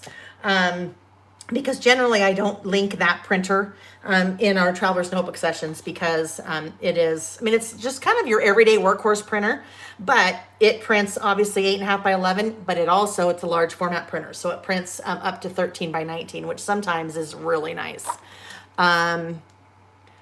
Okay. I'm just reading, catching up on, hi, Geraldelle, how are you, hun? Oh, Kylie, I missed this. Which Carrie Bradfords? These are the Juniper. Oh gosh, I just answered this for Carla the other day. Juniper, I think they're the Juniper Jumbo. They're the biggest Juniper. There are, with Carrie, a lot of times with her stamps, she does them in varying sizes, and this is the largest size. That is the Jumbo. Or I think it's called Jumbo, but it's the largest size. All right, so now I'm going to take out my trimmer. Now, I don't do a full-size printer like this very often. I don't do a full-size photo like this very often in my Traveler's Notebook. But sometimes, and if I do, usually it's because it's scenery. Sometimes it just, that impact of having a full-size photo on one page is just, it's too hard not to have, right? So let's see. Just start trimming off the sides a bit because I will end up having a little bit of border because that's how I think I set it up, was to have a little bit of a white border around it when I did that in Photoshop. All right, there we go. Now, I may need to trim that a little bit more. One thing that starts happening, so my insert is 8.25 by 5. This piece of paper, this photo, is 8.25 by 5. So sometimes you need to make it a little bit smaller, or when you start to close, things start to pooch out from the edge. And that's what's happening a little bit here. So I think what I'm going to end up doing, I'm going to come in and I'm going to cut off all that white border. That's good to know. I just saw that question. Brenda asked if the inks and the oxides come in the same, both come in the same colors. And Colleen said they do.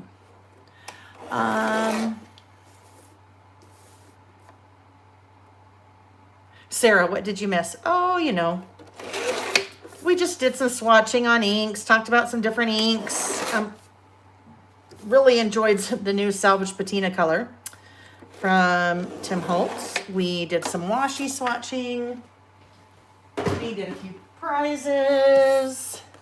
Okay, you guys, it is an amazingly beautiful place. Zion National Park and Bryce Canyon. So look, totally different places, obviously, but these places are about, I don't know, maybe an hour drive from each other. This looks like Mars. Now, that color may look really weird to you. This is sunrise. So it literally looked just like that. It was so vibrant because the sun was like reflecting. Now, there's really a lot of orange in the rocks in Bryce Canyon anyway, but what's so cool, these are two different national parks in southern Utah that are so similar, but they're so different. The coloring, so different. Bryce looks like Mars Canyon. Bryce Canyon looks like Mars. Drive from Vegas, Mandy. Zion, you hit Zion first, maybe an hour and a half, maybe. I think most people that traveling from different parts of the country usually fly into Vegas because it's not far from Vegas. The next closest airport's probably Salt Lake and takes us about, I don't know, maybe 4 hours to get there. Brandy, printables. Carrie Bradford has printables. In a Creative Bubble. I love getting printables from In a Creative Bubble. If you're looking for COVID printables, these are free from Persnickety Prints. These were awesome. They did a timeline. They just ended did they end in December? I don't remember where they ended. Anyhow. But they just recently ended, but they did a timeline for every month, which, guys, here's the thing. If you want to document COVID and you don't even know where to start, if you do nothing else than this, I mean, this is an amazing summary, a month-by-month summary of everything that happened. So they did all the work, and these are free. This was a wonderful resource that they did for the community.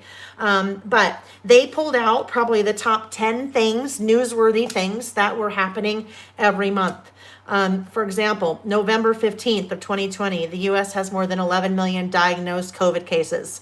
The milestone comes less than 1 week after reporting 10 million cases. So these are going to be definitely U.S. centric because Persnickety Prints is a U.S. company. So I don't know, you'd have to look at them to see if you're Canada or if you are from a different country, if it would make sense. Maybe not, because definitely a lot of US. Tracy Miller has some amazing printables. I would say the two that I use most often, though, In a Creative Bubble and Carrie Bradford, both of those. Okay. Oh, Rocky Mountain National Park. That must be Colorado, yeah? Linda, you can't print them out. So the Persnickety Prints ones, you need to have I think you need to have an account to download them with them, but you can just set up an account free. It may take me a little bit to get back to you, but if you want to email me and kind of tell me what you're doing, and I'll see if I can't help you print those. Okay. Oh, that's the other thing, you guys. They also had, just as we're talking printables, they did blank versions of these. So basically, they would do coronavirus timeline November, and then you could fill out whatever you wanted to fill out. So if you are from a different country than the U.S., since these are kind of U.S. centric, you could do the same thing. So that is a great point. Hi, Kim Pope. All right, so now let's see how this works. Now that we've trimmed it down a little bit. Yeah, then it won't stick out. Okay, Get my tape runner here. Wonder what the temperature is outside. 79. That's probably why, because I have jeans on and a long sleeve shirt, and I have a feeling, I don't think we've turned on the air yet. I don't think we've turned on the air conditioner. If Nick was home right now, I would say, Nick, please turn on the air. I mean, I could turn it on, but it hasn't been on all year. Well, I guess all year, right? Suffering, succotash. All right, there we go. So big impact, big photo, big impact. And like I said, I don't use those all the time. That sounds like a Dos Equis beer commercial. I don't always drink, but when I do, I drink Dos Equis. No, I hate beer. But I like other things. What is the paper you use for the slipcover? Oh, Colleen, this was, is it this one? That is a paper from, that is a crate paper from their Sunny Days collection. Their summer collection from last year. Last year or 2 years, maybe. Maybe 2 years. Oh, whoopsie. All right. Henderson, 91 degree, 98. Oh my gosh, crazy. All right, I know Val doesn't live too far from me, right, Valerie? So what I decided I would do, this was the second national park that we visited in the last 6 months. And because I had documented the trip to Bryce this way, I thought, well, I kind of like the way that worked. So I'm kind of going to copy myself and do the same thing. So Bryce, Zion, this is a really good idea. If you are doing something multiple times that, how do I say this? If you're doing something multiple times that has something in common, like this, these are national parks, then I could document it the same way every time, because that instantly clues me in. Oh, look, it's another national park I must have gone to, because it all kind of looks the same. If I can find something, I did that with, the reason why things are so disjointed all of a sudden is because of the class, that hour-long class I did on Sunday. I had things everywhere. Anyhow, if I find it, I'll come back to it. Okay, so this is one of Carrie Bradford's printables. This is what I usually do, you guys, when it comes to printables. I'll pull this back out. Because it's it's not a process to print them. It's not hard. But if I am printing one, I might as well be printing more than one. Oh, insert you're working on. Oh, gotcha. This is a paper from Echo Park. It was one of their travel collections, but I don't remember what it was called. That's what that is.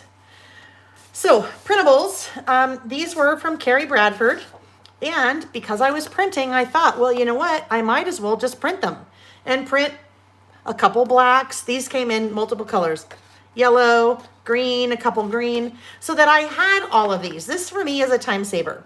If I'm printing, I might as well just print a bunch of these so that I have them already printed. Sometimes we don't print our printables because it's a pain to go, oh my gosh, I want to use that, but now I've got to go print it, and then I've got to go bring it up on my computer and all that. So I will generally try to print a bunch at a time like that, and then they all just kind of live in the same place. These were in a Creative Bubble printables. I had done the same thing. So these were a bunch that I had purchased and then just printed them all out and had them in the same, well, kind of in the same little area. Okay, this little guy right here, all of that to say, was from, well, it's clearly from the black version, but it is this one, date, location, and occasion. Now, something that's neat about Carrie, you guys, she also does some of her stamps, I think most of her stamps, digital format as well. So if you missed out on a stamp set, a lot of times you can buy it digitally and then just make your own printables like this and cut them out. So I don't know that I don't think this ever was a stamp, but if it was, and if I missed out on it, then I can do it as many times as I need, because there we go. I think someone had said earlier, do you ever photocopy your stamps? So that could be the same thing. If I stamped that, then I could just photocopy it, and then I could have it a bunch of times to use. All right. There we go. March was the last month. And Kathy, thank you for sharing that. That would make sense because that would have been a year, right? And goodness knows, they probably could have gone on forever because, right? Okay, so now this little guy, I'm just going to put in the same spot that I did my last one. Right there.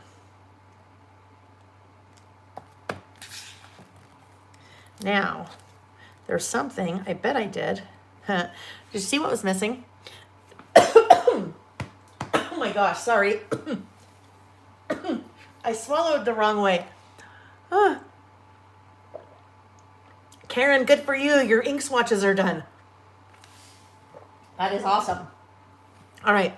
I need to outline because we could probably tell right away. I didn't even need to turn the page to know that that was missing. I'm going to take the slip cover off. The slip cover keeps coming off because I didn't washi it, but normally it lives in the traveler's notebook, so in the cover, so it doesn't matter.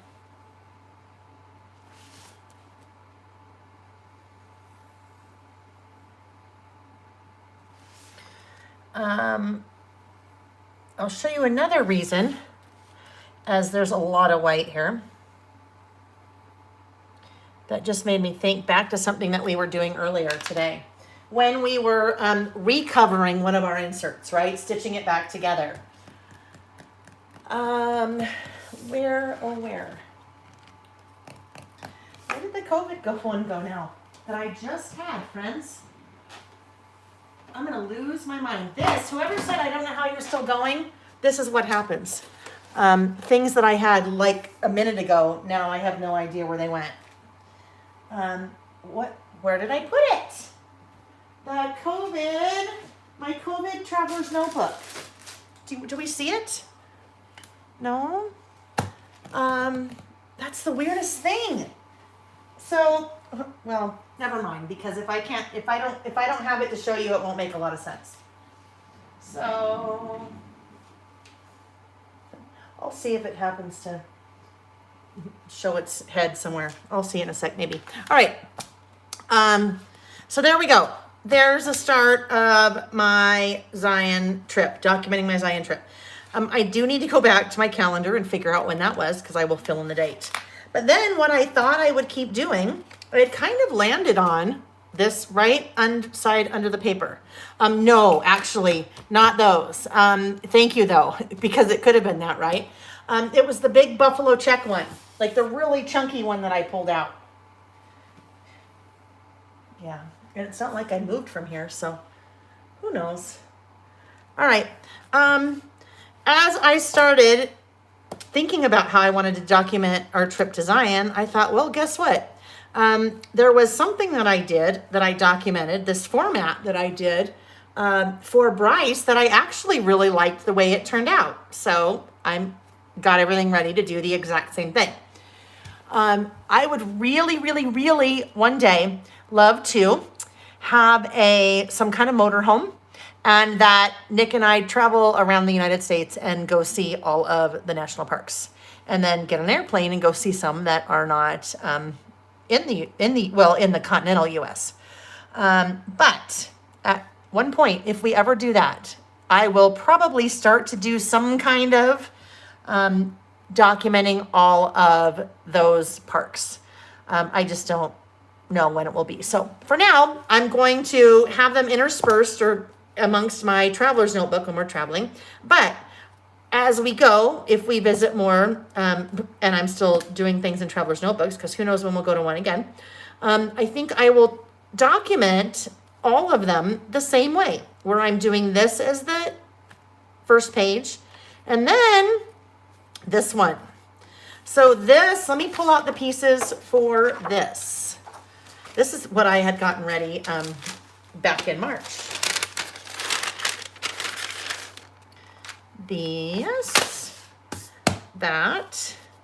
Where's that version?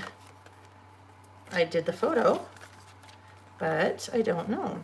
So I have sticker, right? Very similar. I have my library card and pocket, and I have postcards. Now, I also bought these two. So they're national park stickers that are similar format for every park. So eventually I will do something with those, and I can continue to do those as we go. A couple more stickers, because you never know what you need, and it's hard to go back and get them after the fact, right? So there is a, gosh darn it, Lil, there's a photo that I am missing. Oh yes, hit the like button, please. Please, please. Maybe it's on this table. This is hard, guys, when I bounce around a lot, right? So sorry about that. When I am, oh, there we are. There they are. That's what I needed. Okay. These were for something else. Okay. So I have all the pieces so I can recreate this for our Zion trip. So let's go here, and that's going to end up going there. This is going to end. This is kind of like similar, you guys, when we do the About Last Month every month, right? And we did one of those this morning. We did About Last Month for April. Anytime that you can kind of reuse the format of something you've done, it just makes it easier, right? We don't have to reinvent the wheel every time. And then it also lends a lot of continuity. So that's kind of nice too. So I had those things over there. Over here, I had 9 photos. 1, 2, 3, 4, 5, 6, 7, 8. And then I had 9 and then something else right here. So what I did, I cut each of those photos out so they would kind of fit. That is why I have one more right here. And then it's behind you. It is? No, it's not. I don't see it. Oh my gosh, you guys. Okay, went back to check. You put your COVID journal away somewhere behind you. I did? Okay, you guys, but where? Okay. All right, I'm going to look. How could I have put it behind me? Oh no, you know what? I think it was this one. I think it was the listing one that I put behind me, right? Because I would be able to see it. Because it's huge. I don't think I know I wouldn't have shoved it in a cupboard. Well, I'm pretty sure I didn't shove it in a cupboard. Let me just look. Yeah. No, except guess what's going to happen? 3 days from now, I'll be like, oh my gosh, look, there it is. Okay. Probably put it where it was supposed to go. Yeah, I didn't. I know I didn't, because at this point, there's nowhere it's supposed to go. All right. So I am going to, let's get out a little trimmer because I need to trim apart those little photos.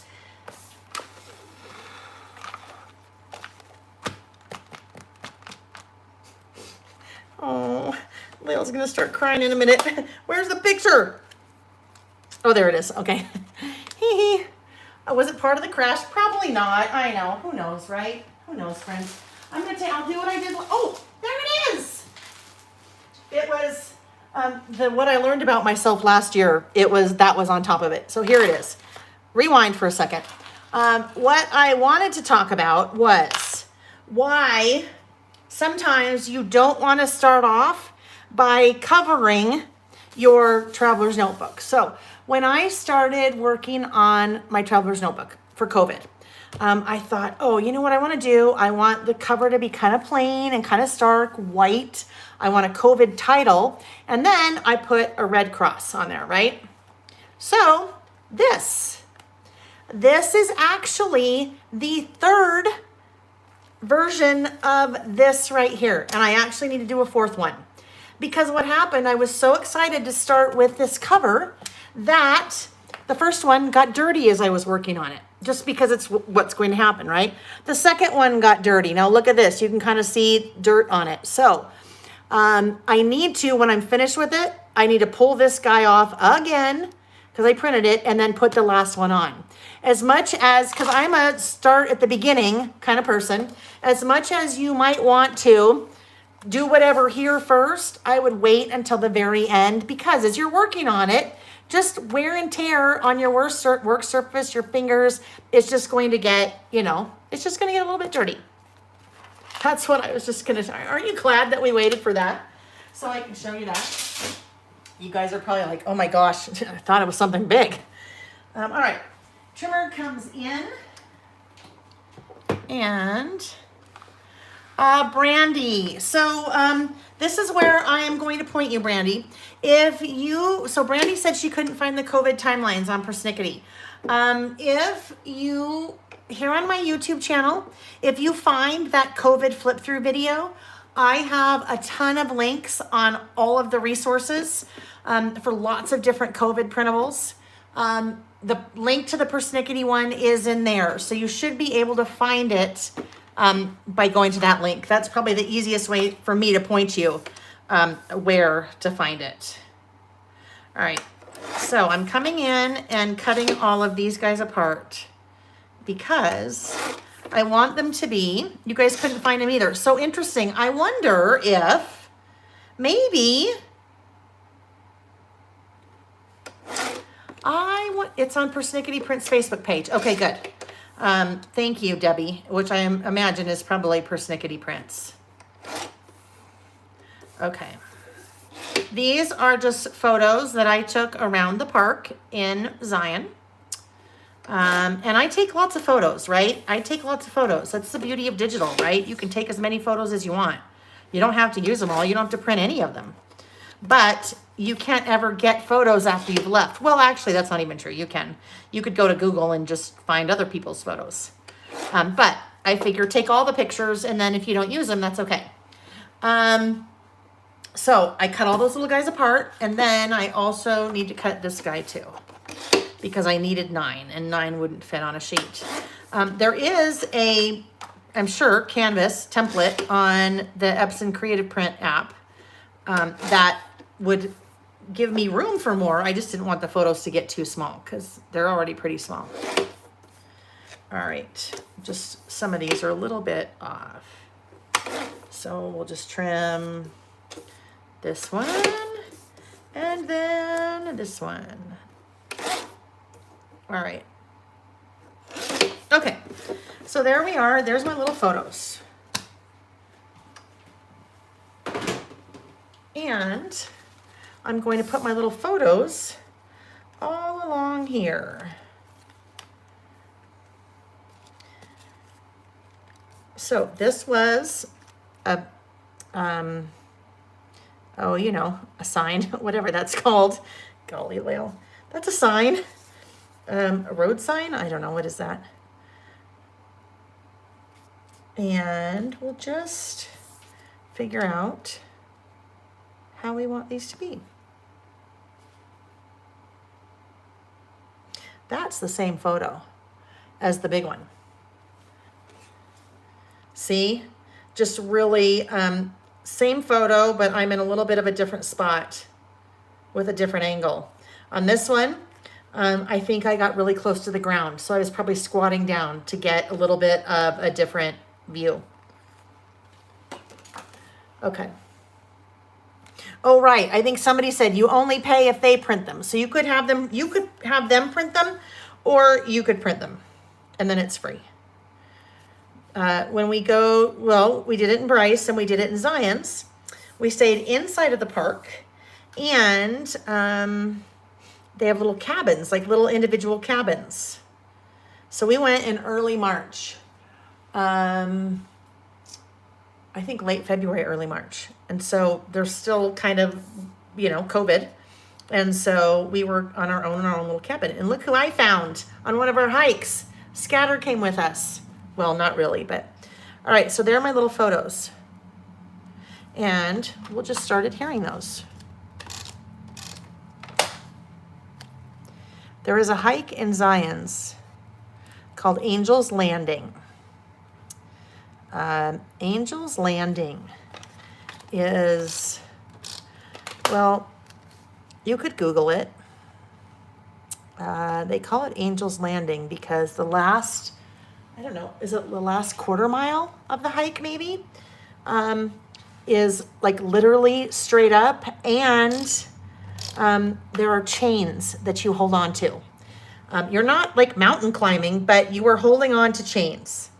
Now, I've done that hike 2 other times before, and the 2 other times I did it, I actually did go all the way to the top.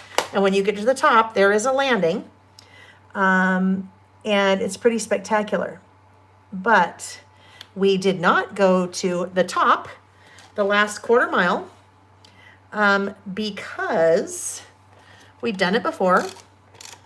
It was okay crowded, but I don't know, there were maybe 100 people on that part up where you are on the holding onto the chains, and I'm like, COVID, and I don't think I want to be holding on to all the chains that all the people have been holding on to, and yeah, so we didn't do that part. You could, I mean, that's just us, but we decided not to do that part since we'd both done it before. Oh, didn't plan that very well. It's going to be a little bit squished towards the bottom. Yeah, all right, that's not going to work. So Melissa, interesting. We were talking about links earlier today. We have no idea why. Working for some people, not working for others. So if it's not working for you, you should be able to copy the link and paste it into a new window, and then it should be fine. We haven't been able to figure out why. It's the weirdest thing. No clue why. And it's not everyone. It works for some people, not for others. So really, we have no idea what's going on. But the copying and pasting, I know it's frustrating. The copying and pasting does work though. Should work. I should say it should work, not does, but should. All right, sorry about that. I should have done the top one first and then the bottom one and then worked my way up through the others. That's usually a much better way to do that. Now, if I wanted to, I could have on one of my like 8.5 by 11 pieces of photo paper. That's still not even right. One of my 8.5 by 11 pieces of photo paper, I could have used Photoshop and then figured out how to put all these photos on and then just printed out something big like I did here, but I didn't want to do that. Because then I just use my regular Epson. All right, there we go. Those aren't that weird. They didn't really end up moving at all. Who knows what I did there? How I moved some of them and still didn't give myself some extra room. That's all right. It's a process. This guy, hello, side of the road, bighorn sheep. Look at that. Can you see that? Literally on the side of the road. Can you see those bighorns? Not the zoo, just bighorn sheep, side of the road.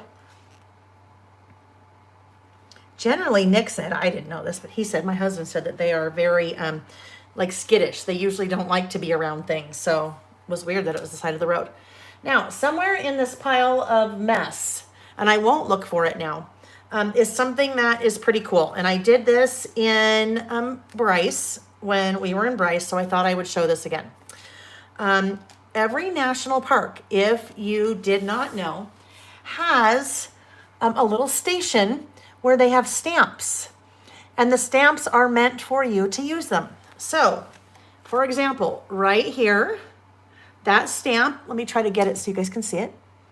It says, Bryce National Park, September 2nd, 2020, Bryce, Utah.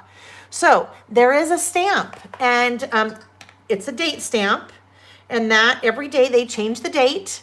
There's always only the brown ink, so you get what you get with the brown ink.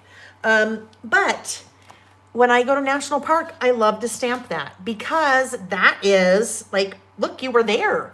And that is part of the whole experience. You can go in and stamp that. So generally what I will do is I will stamp that. If I remember, I have some cardstock or something with me that I just, have, and I can go in and buy the things and then stamp. I mean, you don't have to buy anything, but just stamp.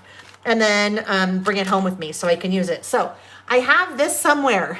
I just don't know where it is. I saw it this morning. I don't know what I did with it. So I will come back and put that right there in that bottom little section. Now, if you know that you are working with the Traveler's Notebook and you go to a national park, you could just take your Traveler's Notebook in and stamp, wherever you want. But generally, I will stamp a bunch of them, maybe like 5 or 6, because you never know what you might need.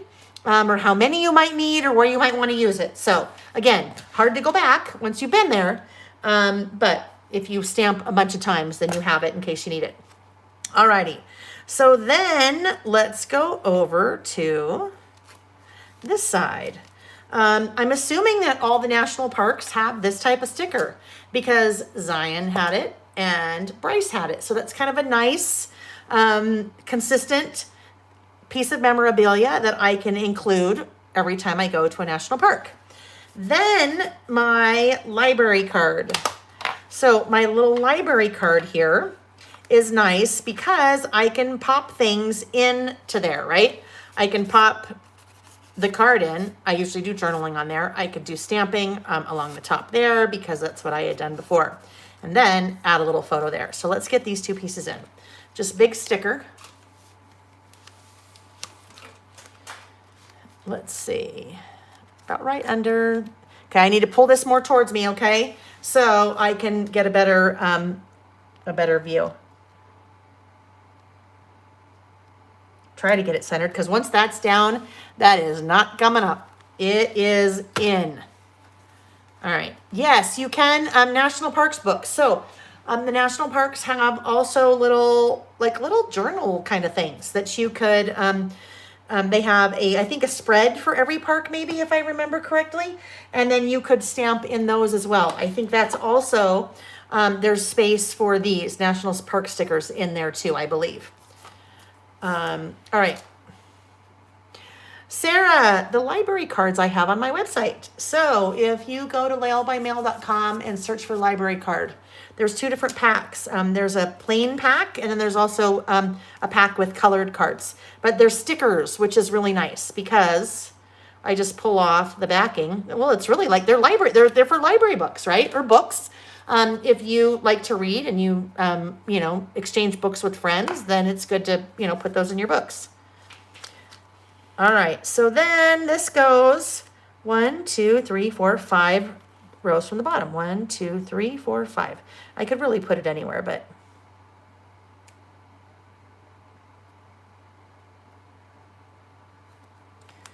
okay, there we go. I use if I could find. Oh, I know. All right, I'm gonna walk across the room for a minute, guys, because I think I just remembered another traveler's notebook that should be with the one from before. That's probably on the floor. They're probably on the. Oh no, they're on a tray. There we go. But they're both together. Yeah, see that? Okay. So we were talking travel before. Well, we're talking travel still, and I was talking about how you could take the same format or template and continue to use it for different trips or different experiences. And so that's what I'm doing here. But another example of that is this. When I travel, I like to sit by the window. So I did a traveler's notebook. I started a traveler's notebook for that. As I sit by the window and I take photos out the window of the airplane. So I did a little bit of journaling, but then we start right into different trips and different photos out the window. And the nice thing about this is it's the exact same format every time. The photo's the same size. The only thing that's changing, that's the departure airport 3-digit code, the arrival airport 3-digit code, the date, all Carrie Bradford stamps, and then I did a little bit of journaling. So I mentioned before we were in Hawaii the beginning of February last year. That's flying into LAX. It was unbelievable. The sunset and then the horizon was reflecting on the plane. Oh my gosh, it was amazing. This one, a couple weeks later, I was on my way to teach in Toronto for Crop and Create. So I had a layover in Detroit. This was out the window from Salt Lake City to Detroit. Same thing, right? It's the same format. I keep going because it's all the same topic. The only thing that's changing is really the details, but really it's focusing more on the photos and a little bit of the story. So just a different example of this exact same thing that I'm doing, right? This one though, you guys, I mean, look at this. So watch. February 7th, February 20th, February 29th, March 4th, March 6th, March 8th. I travel a lot, used to. Look at that. March 27th, grounded. I was supposed to fly that day. I was supposed to fly on March 27th to Denver to teach at a store in Colorado. Didn't happen. So I thought, well, this is part of the documenting. I'm really not out there playing window. I just found that photo on Google, but that is very representative of kind of what happened. So I have done 2 other trips since then, and they are out the airplane window. So I'll kind of continue with that. Hi, Valerie. We were just talking about Toronto for a moment. All righty. So this was the other one I was looking for. This is also a Bryce traveler's notebook. Vicky, my friend Vicky, usually comes out and visits every year for a week, and we do all kinds of fun things. So this would have been 2019, 2019. That's why we date everything, right? 2019. So this whole traveler's notebook, cover and everything, will be about our Bryce trip. But this is where you getting all the brochures, getting all the maps, cutting apart maps to put in pockets, all the stickers. Anyhow, so this is another example where I've used one of those library cards. I think they're awesome just for adding a little bit of journaling in a little bit of a decorative way. I didn't get very far here, friends. Really about to hear. So it's just another project to keep working on in the future. This is an example, though. I did have my traveler's notebook with me. And so those were 2 stamps from the National Park, July 15th, 2019. Okay, let's go back to where we are now. If you hear a really loud thud, it just means I dropped to the floor because of heat exhaustion. I am dying. Oh, there's my slipcover. So I even used one on the little slipcover. I think they're just fun. All right. So here I had added a photo. This is the photo that I printed out to go right there. This is, I bring it closer. This is not a fisheye lens. This is my regular old iPhone camera. This is the epitome of a hairpin turn, right? You guys, literally, this is the angle. You're driving right here, and you literally, that is a hairpin if I've ever seen one. So I loved that kind of spot where we were as we were driving, I don't know, to see something in Zion. And so I thought, well, we stopped, and I took a lot of pictures. It took me a lot to get that. Nick will attest to that. He is a trooper because he knows that I like to take photos. And so we just pull over, and then I take a bunch of photos, and then we get back in the car. And all right. But one thing I did with this photo that I want to do again, this is not a Polaroid photo, but it looks a little bit like a Polaroid, right? Because I left a little bit more of a border along the bottom. So I'd like to do that again.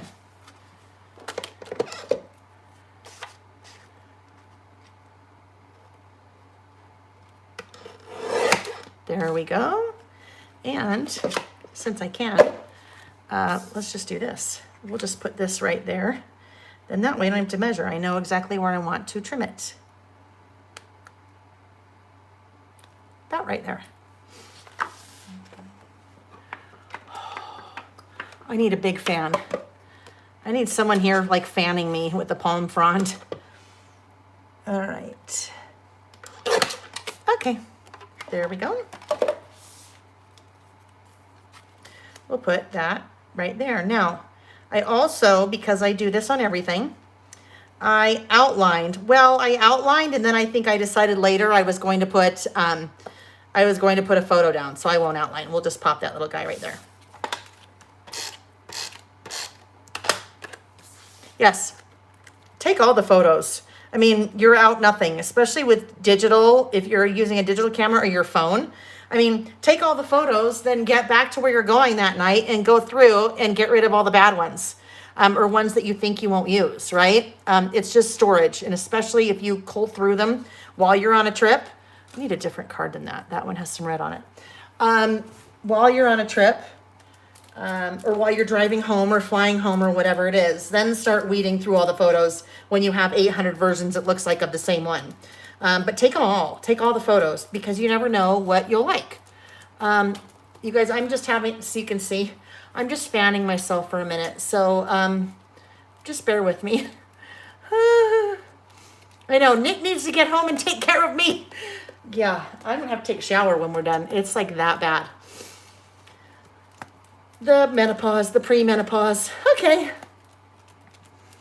Oh, Dawn, you lost your computer the month before your husband. I am so sorry. Oh, that's rough. That is rough. It's a good idea to back up your photos, right? It's always a good idea to back up your photos because a lot of our photos, a lot of precious memories for us, right? And we don't want to lose them. So back up your photos. Have a second external hard drive, third external hard drive. I mean, these days, external hard drives are so inexpensive for like gigs and trigs and quags and I don't know, whatever they're called. I do know, but I don't remember. Terabytes, there we go. Terabytes. So you can, back up in the cloud or wherever. But yeah, it's always a good idea if you can to do that because it's heartbreaking, right? It is heartbreaking when that happens. Menon, so nice to see you. I didn't know that you were here. Nice to see you. I hope your order got there this time. I hope. All right. So next up is to do a tip-in. So let's talk about a tip-in. I have 2 different postcards that I grabbed because, postcards are inexpensive. You can, buy many if you want and just decide what you want to do with them. This is Angel's Landing. That last quarter mile that I was telling you about, this is where we stopped, right here. But do you see this little skinny thing that goes right along there? This is a cliff, and this is also a cliff. There's just a little bit more. It's not as sharp. But literally, you're using little chains to walk up that last part. That very top right there is called Angel's Landing. It is absolutely incredibly gorgeous, but I didn't need to do it again, not with COVID and people touching the chains. So let's see which one do we want to use. We could use that one, or we could use that one.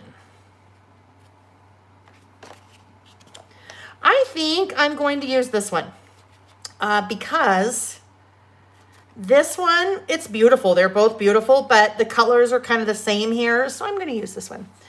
Interesting. Look at this. That's that photo. Right there. That's that same Watchman. That is what that one is called, the Watchman.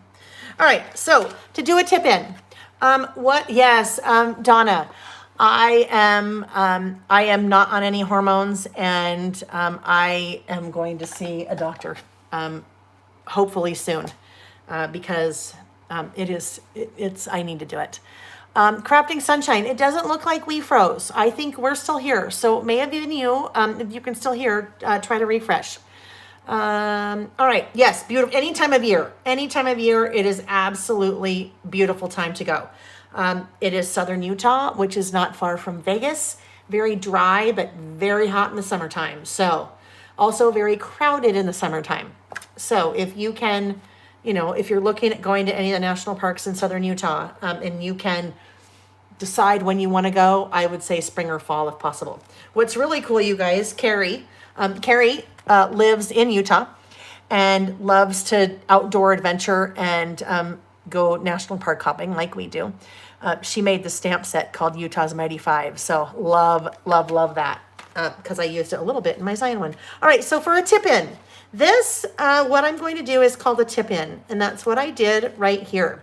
I just used washi tape, and I put washi tape partially on my postcard, and then partially it attaches to the insert. So that is a really easy way to add pages, right? This is a page, a really easy way to add pages or tip something into your insert. Now, I love to do that with postcards because they just give you a different view, right, of where you were. But then also you can do some more journaling, tell more of the story on the backside. So I think what I'm going to need to do, I hope I can find it. I didn't grab washi. That washi, oh yeah. That washi, I wish. This was Echo Park. I carried it for a while and I had bought lots of it and then it sold out and it's gone. And I wish I have been looking and I will continue to look for a washi like this. I found a white one, I found a blue one, but this color I just love. So I don't do this often. I try not to use something that you can't find anymore, but I gotta do it, guys.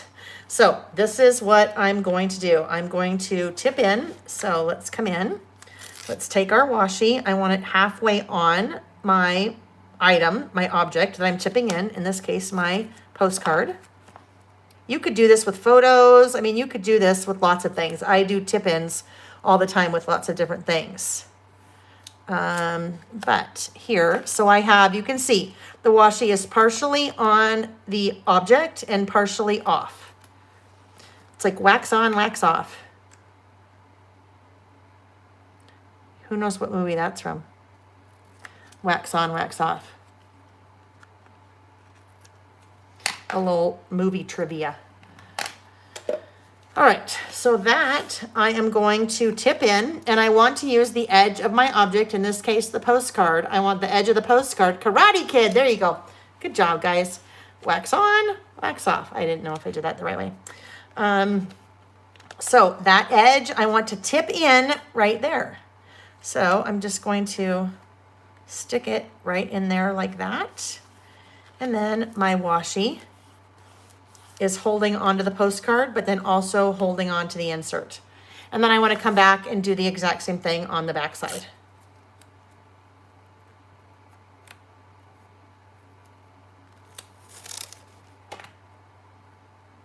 Washi on both sides. Try to cut that off. Like so. All right, so when we talk tip-ins like that, I want, oh, Lordy, let's see, where would that be? I'd like to find something to show you. Oh, it's not that one, I know that. I think it was the one that I started maybe, was it that one I started covering that fell to the floor and crashed? No, it's not this one either. Okay, let me just keep looking because I would like to show you this.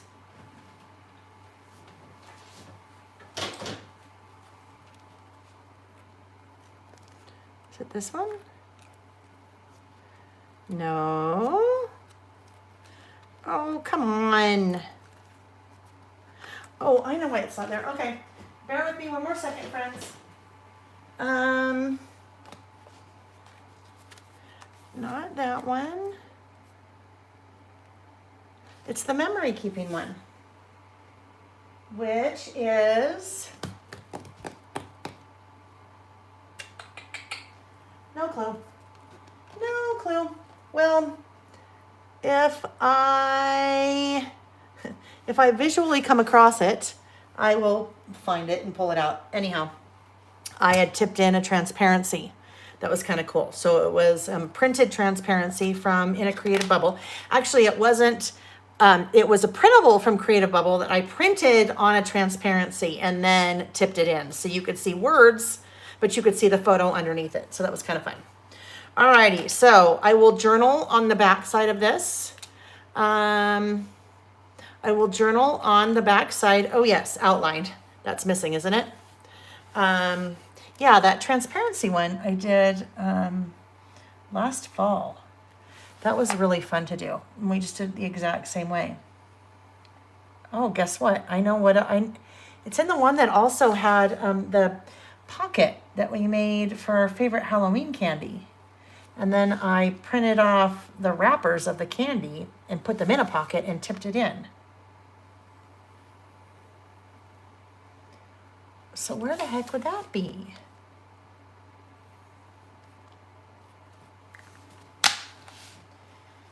Because they're all like here. They're all around me, but not right there. I'm looking again. I'm just gonna look, friends.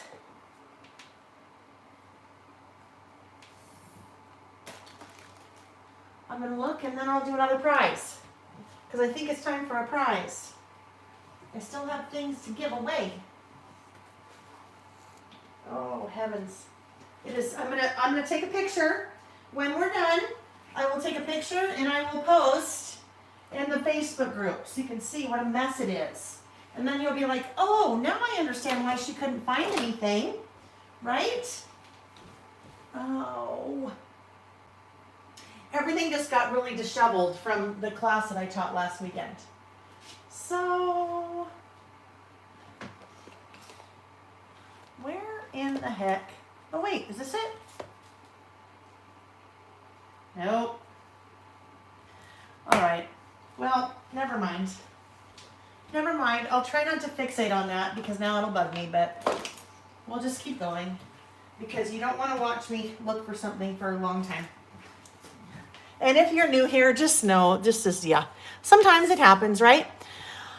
Shabby Rose, you guys are visiting Zion in October. Oh, that'll be fun. It is not with all the ruffles. But you know what? Where's that one? Like, seriously, things are so disheveled. I don't know. In a basket, in a box. I sound like Dr. Seuss, right? Not there. That's something totally different. Yeah. It probably fell down somewhere. You'd think with all my traveler's notebooks I'd be more organized, right? Because it is not in it's loose. It has a brown cover on it still. Because I don't think I haven't covered it yet. So, oh well. Okay, let's keep going. On my tray. Yeah, no, it's not on the tray. I know, I thought it was on the tray. I went and looked at the tray. Terry's like, okay, bye, I'm out. And I'm out. All right, so prize. Let's do a prize, friends. Oh, Shrilly. So Shrilly said she just tipped in some kind of parts. With printables, right? So let's look at, I think they were in here. They were in, not there. Oh my heavens. All right, one of these things, oh, okay. Well, I had printables in one of these things that we looked at. Yes, you could absolutely tip in. Here, let's look at this one. Here's an example of tipped in printables. This is another one that I need to still finish. This is another one of my memory keeping ones, but this will make sense in a minute why I haven't finished this. So these were printables from Paper Person Shop, I believe. Paper Person Shop, Kelly Perky. So she did a whole set of printables for the election, the 2020 election in the US. This was different. This was not one of her printables. This was actually a card that someone sent me, and I used it as part of this. But here's a couple of different, well, there's one tip in that I did in here that I'll show you with the printable, but I also did this. So this, I waterfalled some printables too. So waterfall, don't mind that that's upside down. Waterfall. When you do waterfalls like this, these are great for adding photos or additional journaling. But this tip in, this was awesome. This was one of the printables. This printable was the results as the results of the election were coming in. And then this is the road to the 270 electoral votes. So I think I finished this part, but I didn't. You can tell I didn't because there were some states that that some of the results were under review for a while. I think maybe review is a good word. Anyhow, so I had started working on this during the election, and I will come back and finish this up still, one of my unfinished projects. But there's an example of a tip in that is a printable, right? You can pretty much tip anything in that you guys want. Yes, the cascading. This is something I do in mini books a lot. I do this a lot in a mini book. So we saw that technique. Well, maybe if you've seen this or you saw me flip through it one of the times that I was doing the giveaway. But waterfalling, and these are cards from Simple Stories from their paper, but these could also be printables, right? But basically just creating a waterfall. It gives you a lot of now real estate to write or add more photos. And I think what you'll find, whether you're working in a traveler's notebook or if you're a scrapbooker and you're used to working on a 12 by 12 page or working in a mini book, you can take the same techniques, the same things that you normally do in whatever format that is, and then translate it in a lot of cases over to what you're doing in your traveler's notebook. Oh, Nick's on his way home from the airport. Nick, like one of the worst hot flashes ever. just so you know. We need to turn the air conditioner on. I didn't think about that this morning at 9:30, right? I didn't think that I would be dying of heat because it was, 89 or whatever it was outside. All right, let's put these away. I need to add, well, really, you guys, I need to spend, actually, I'll show that again in a sec. Hang on. I need to spend a good number of days probably in this room, really going through things and organizing. So there are two ways that you can do a waterfall. Let's look at this one. See, some are right at hand. Some I know exactly where they are. All right, so waterfalls right here. In this case, I did use Washi. So it was just like a tip-in where I took a card, this was a card, and I did Washi half on the card and then half on my page. So I'm using a waterfall, Washi there for a tip-in. So that is one way. Bring lots of ice and cold stuff. Yes, exactly. All right. So that is one way that you can do that. But another way that you can do that, and let's go back to this guy for a second.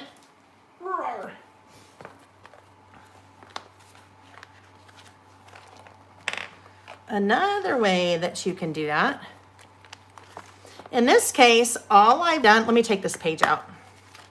In this case, no, actually, Nick is my husband. Sam and Jack are our sons. Nick is my husband. So these are cards. There's no Washi up there. All I've done is I've just scored. So I scored 1/2 inch from the top of that card. I turn the piece over, apply adhesive to the scored edge, and then I just adhered that directly onto the page. So my adhesive is right there, just behind the scored edge. So 2 different ways you can do it. Sometimes if I have something that I don't want to cover up, like the top of this card is really cute where it says Ticket to Fly. And I would actually, I would just end up covering up the Ticket to Fly. I would lose all of that if I was using Washi to cover it up. So just 2 different methods of doing it, either using Washi or if I don't want to cover something up, sometimes it's just easier to score and then adhere the backside. Oh my gosh, that's too funny. Wait, Nick is your son? Okay, I'm totally confused. And not to confuse things anymore, but Jack's real name is Nicholas, so I don't know who we're talking about. We're talking about some Nick out there, right? Okay. Oh, okay. I'm just looking to see. Oh my gosh, Karen. She's getting hungry, so I'm not getting hungry actually though, because I'm so darn hot, right? All right, let me see if I missed anything that I need to answer. Okay, Shabby Rose Creation said, I haven't even started my COVID inserts. I'm extremely behind big time. Shabby Rose Creations, you may not have been here when I said this earlier. Anybody that is a scrapbooker, that has kids or grandkids, I guarantee you, you may have a 35-year-old, but you're working on photos of when that child was 2. That's how I kind of look at COVID, right? It's something that we're documenting. Don't have to document it real time. You don't have to document right after it happened or right after it's over. It's going to be in our memory for a long time. So don't feel like that you're behind. We always feel like we're behind when it comes to scrapbooking, memory keeping, right? It seems like we always feel like we're behind. So don't feel bad. We have guilt about all the things. So don't let yourself feel guilty about that, right? That means you always have a rainy day project, right? All right. So one other thing that, and these are somewhere too. These were receipts from the national park. These were our entry receipts when Nick and I went in September. So I kept the receipt, but here's something interesting. Look it. There's one, and there's one. These 2 are the same size. The one on the right is the original. The one on the left is the one on the left is photocopy. The one on the far left is photocopy. It is just shrunken down, right? Sometimes if you want to include memorabilia in your memory keeping, in your project, in your traveler's notebook, it might not be the right size, right? This was too big. So if I wanted to put that in the pocket, hello, that doesn't fit in the pocket. And I really can't use it as a tip in this form because it's like printed with thermo ink on thermo paper, whatever that is. So it's too flimsy. If I wanted to do it as a tip in, if I photocopy it on white cardstock, now it's a lot sturdier. I could have tipped that in, but I can also reduce the size, right? Just print it smaller and then have it tuck right there into my little pocket. So when it comes to keeping memorabilia, you don't have to keep it the exact same size, especially when it comes to something like this. This is not photo paper. It is not your regular type of processing when it comes to printing something. It is printed, it's thermal printing, right? So it uses heat to burn the image into the thermal paper. What happens is over time, this really starts to fade. And you know that probably from if you have your boarding passes from going on a flight. Same exact technology, thermal paper. And over time it fades. So even if you like this size and you want to use it, I would still recommend that you make a photocopy of it. Now, you could photocopy it or you could take a photo of it, right? Basically same thing. And then use this guy because this guy, well, this guy in maybe 100 years, 200 years, I don't know, will fade, but not in 2 years. 2 or 3 years, you may not be able to read this at all. And I know that because I have some mini books where I had saved boarding passes from flights and you can hardly read them just because they fade over time. So different ways of storing your memorabilia or keeping memorabilia in your traveler's notebooks or in your mini books or whatever it is. Okay, let's keep going. Where are we? We're back in Zion. Okay. Oh, so here we go. Here is my, actually, this is not the receipt from the entrance to the park. This is actually the receipt from you can tell Lael's mind is starting to go. That's what happens. From when we went into the, whatever, the little store, whatever that's called, not the ranger station. You guys know what I mean. So this one I have, and if I wanted to, I could print that smaller and then keep it. Now, if I fold it up a whole bunch of times, I could probably also store it like in that pocket. But if I want to keep that, I will probably take a picture of it and then print it out and then it'll be smaller. Photos, even if I take a picture of that receipt, and it's a photo, it doesn't have to look like a photo, right? It doesn't have to be shiny like this because I could just print it on regular old cardstock. If I print it on regular old cardstock, it is going to look more like the receipt-ish as opposed to more like a photo. Yes, the thermo paper definitely gets funny after a while. And that's why most receipts fade too, because it doesn't use ink. That's I know because I use a thermal printer for printing all the labels for the things that you guys order for your boxes. It is, it's thermal paper, and I don't know the technology, but it's basically burning somehow all of that into the paper. It's not using any ink. It's heating, however it works. Well, next time, join in next week when I do a full lecture on how thermal printing works. Not really. Okay. So this is another, just while we have this open, this is another way that you could add additional memorabilia to your traveler's notebook inserts. And this is the exact same thing that I do in a mini book, right? So let's go back to this guy for a sec. Here's the mini book. Here's a pocket, right? Pocket that I can put things in.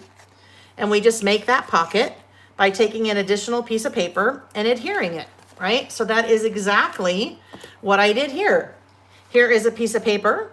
I made a little notch in it. I adhered it to my page, and now it's a pocket so I can put things in the pocket.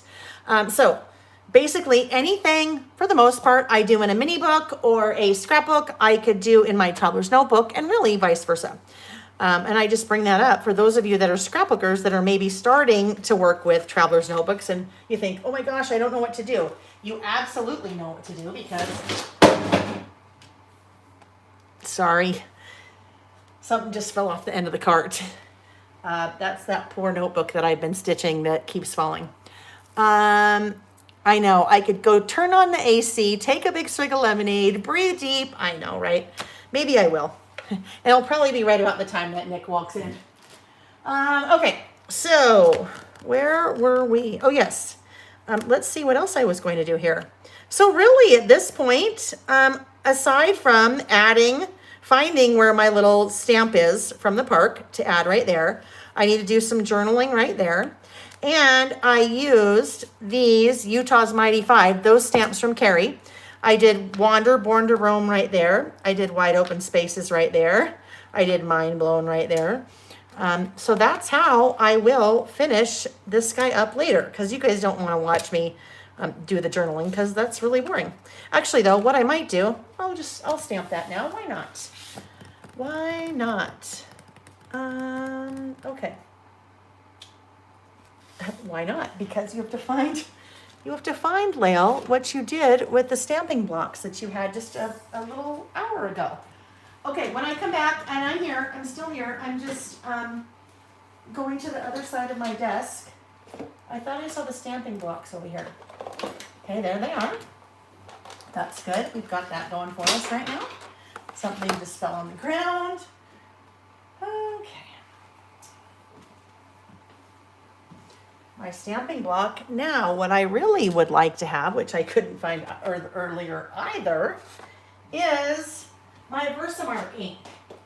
Because my Versamark ink is a pigment ink. So it's like our oxide. It's juicy ink. And I like to use juicy ink. That's Lael talk, right? Since I'm not a mixed media person, that's how in my mind I distinguish them. Juicy ink. Hang on. I'm just looking for it because it's not where it's supposed to be. Someone didn't put it back where it's supposed to be. Who do you suppose that someone was? That's probably Nick. No, it's not. It's Lael. Okay. So one more spot that it could be in one of my drawers, and I'll know the drawer if it's there, and it's not there. So I think what's going to happen, I don't think it is going to give me good solid coverage, which was what I want, but let's try. Let's try. Get a nice tall adult beverage. Adult beverage? Are we talking adult beverage? Oh yes, now would be a good time for adult beverage, wouldn't it? That's one thing when Nick gets here. When Nick gets here, he can help with an adult beverage. Because I'm sure that would be nice. Yes, menopause is for the birds. Juicy ink, yes, very technical term. All right, so Wander will fit here. Oh, okay, let me just show something if I can. Because this is the kind of day when this is just what we're doing. We're just showing different things, talking about different things, testing different things. Don't mind me as I'm digging through a drawer over here, guys. I'm looking for, oh, heavens. Okay, I know what I'm going to do tomorrow. Well, it's going to be packing a lot of orders tomorrow, but I gotta organize in here. It's so bad. I was looking for the magic eraser because I was going to show you how easy it is to take off the ink. Like you see there's ink all over that. How easy it is to get it off with the magic eraser, but it's not in the drawer where it's supposed to be. Being organized only works so long as you keep it up, right? I know where most everything is, just not the things that I need, right?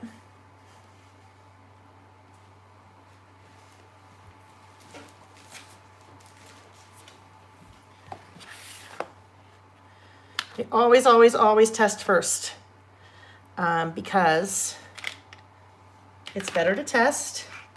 Something like this, you know that it's not going to be upside down. Well, I should know that it's not upside down, right? But I always just like to test first.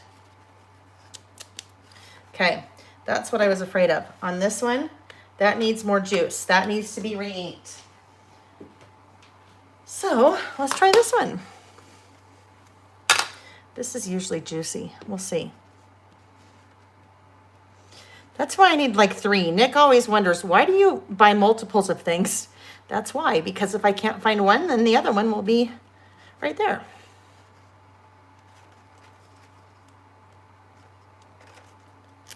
There we go. See, what a big difference, right? So a lot of the inks you can buy re-inkers, which is just like the liquid ink that you can apply to the pad. I just need to do that with that one. All right, so let's get this card out. Paloma time. It is Paloma time. Tammy, are you at the Kentucky Derby? Tina, 11:50 in the UK. Oh, honey, it is late for you. And that means I can have, right? Then it's for sure alcohol time there. Oh, Karen, apparently that's one of those days that we didn't know. Today is International Naked Gardening Day, right? You guys remember when we did this list? When we identified different people in our family and their birthdays, and then the weird days that were on their birthdays, like World Mosquito Day is on my birthday, which totally makes sense because mosquitoes love me. I had no idea that today was International Naked Gardening Day.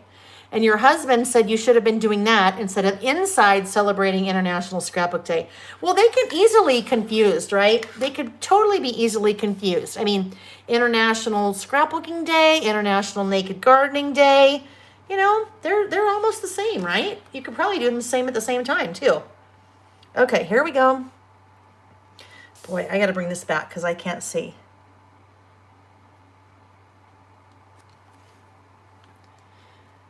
Good thing I'm not into gardening. Yeah, right. I know. Oh. Yeah, especially a lot of the bending over and squatting. Yeah, no, that would not be.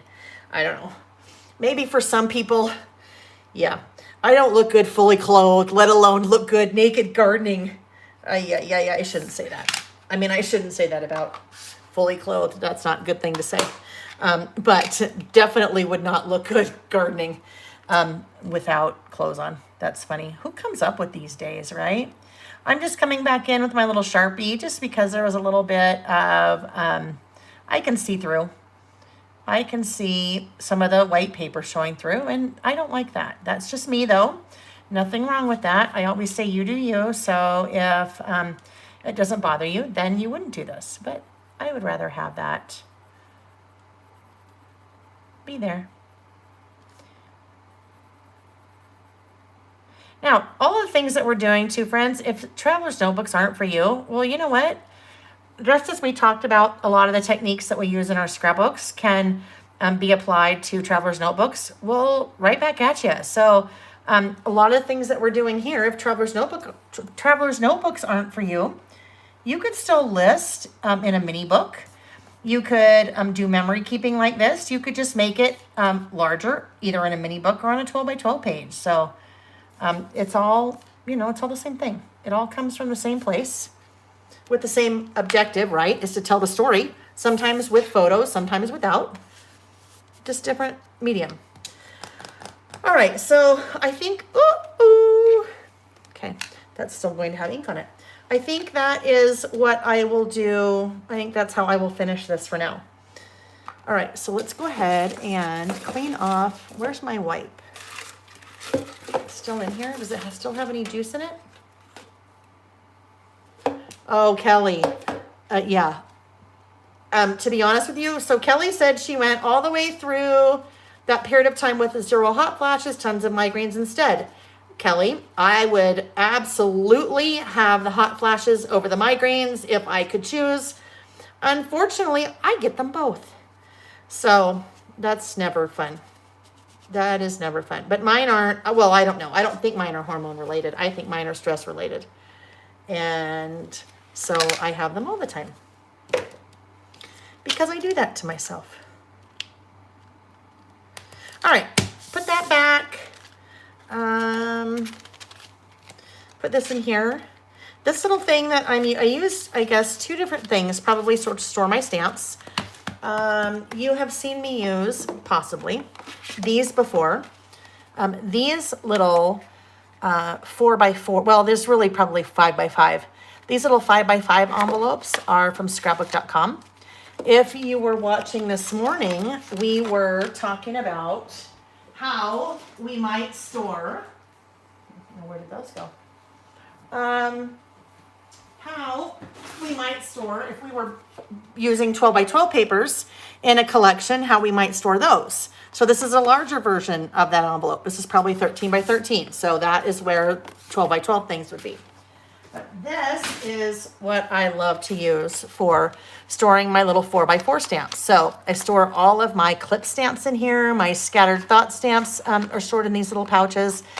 And it's just a nice way to store them and keep them all together. That way you're not dealing with different size packaging and things.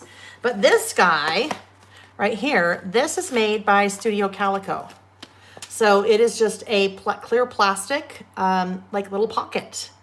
And I think they do 3 sizes of these, a 4x6, a 5x7, and a 3x4, I believe. So my 4x6 Carrie Bradford stamps, I store in these guys. So I take them out of the little bag they come in, you know, just the clear like cellophane bag. And then I have to cut that little backer down a little bit. And then I store those right in there. So those are really easy to see what I'm looking for. Now I'm going to pull something out and hopefully things don't go crashing to the ground. Because I'll just show you while we're chit-chatting. Oh, so whoever asked before, those were for sure Juniper Jumbo, because those are Juniper XL. There's a larger size that I store the larger Carrie Bradford stamps in. But what I wanted to show you, oh, actually, is that going to come out? No, it's not going to come out. I'll pretend. I'll pretend with this and this. Okay. So this is how I store my stamps. I have little containers like this. These are, yes, Avery makes some that are very similar to these little pockets right here.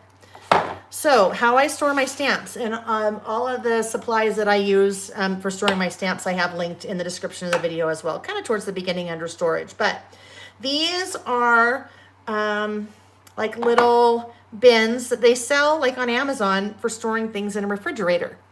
The nice thing about these is that these fit in the Ikea Expedit / Kallyx in the little cubes, and you can fit 2 side by side. There's another one that I can't get out right now that is large, and there's basically 2 of these side by side, but it's in one container. But this is how I store my stamps. So here are my different 4x6 stamps. This one, these are not, those aren't the right place. This first section, for example, these are seasons. So where's the first, I don't know where the first little tab is. Anyhow, there would be a little tab like that I stick in there. There's a label on there. Then I made my own little label that's a date. So back here, I would have all of my stamps that are date stamps. And then I would add another one of these. And then it would have all of my number stamps. And then another one would have all of my alpha stamps. So then that way, if I have my stamps organized, if I haven't swatched them yet, at least if they're organized in different sections, it makes it a lot easier for me to go, oh, I need a Christmas stamp. Where should I go? Oh, I'll go to the season section, right? All right, and then there's like a whole miscellaneous if I don't know where to put them. So that whole process is about 3/4 of the way done. These are the ones that aren't done. And then because I keep buying stamps, then I just keep needing to add, but that's part of the fun, right? The bigger ones won't fit in that same little half section thing. So I have to figure out how I am going to do those. There. Jumbo. It was Juniper Jumbo. I think Carol asked that. The ones that I did for the Zion and the Bryce titles.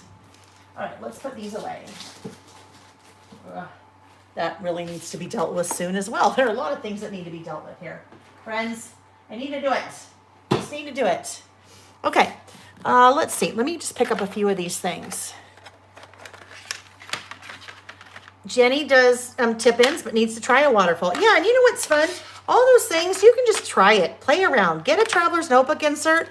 Maybe you just have a play one, right? That you just try different things in. It's kind of like my stamping. Jeez Louise. It's kind of like my stamping one, right? And this isn't a traveler's notebook. It's just like a composition notebook. But this is just scratch paper for me. So I just do all of my test stamping in here. And it's nice to have it all together, right? It's just nice to have it all together because then I was going to say I always know where that is. And I always have a piece of paper to do my test stamping on. But clearly I don't always know where those things are, do I? All right. Let's see what else. Oh, I know. I said a while ago, you guys, I was going to do a prize. And you guys are all so polite that nobody said, at least that I saw, nobody said, hello, what about the prizes? So let me look at refer to my little spreadsheet and see where we are.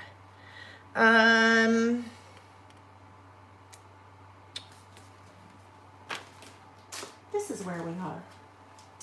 So I will do one of these down. Let's do this is for, we'll do this in the chat. I'm so patiently waiting for prizes. It's not the zone. I just forget. I just squirrel onto something totally different, right? Ooh, now let's get that put away because I'm going to end up with ink on my hands. So what is now on my desk? That is one of Andy's little prize packs. Does it look familiar?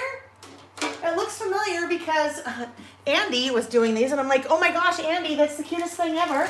Because she designed scatter for me. So I said, will you design that for me and then tell me where you cut the bags and then I'm going to print them. And so I did. So Andy's little prize pack has this cute little like burlap cotton bag. And in Andy's prize pack, look what we have. List at 3, so brand new list at 3 stamp set. And List It mini clips, right? So these are her 2 most recent stamps. Karen, she is working on more stamps. We're both just have a ton going on right now. And so, yeah, it's just, we're working on them. They'll be out when they're out, right? Okay, so List It 3 as part of that little bag. And then look at this. It is a sloth. That is her little, that's her little mascot. It's kind of like my scatter, but it's her sloth. I don't remember his name, but so cute, right?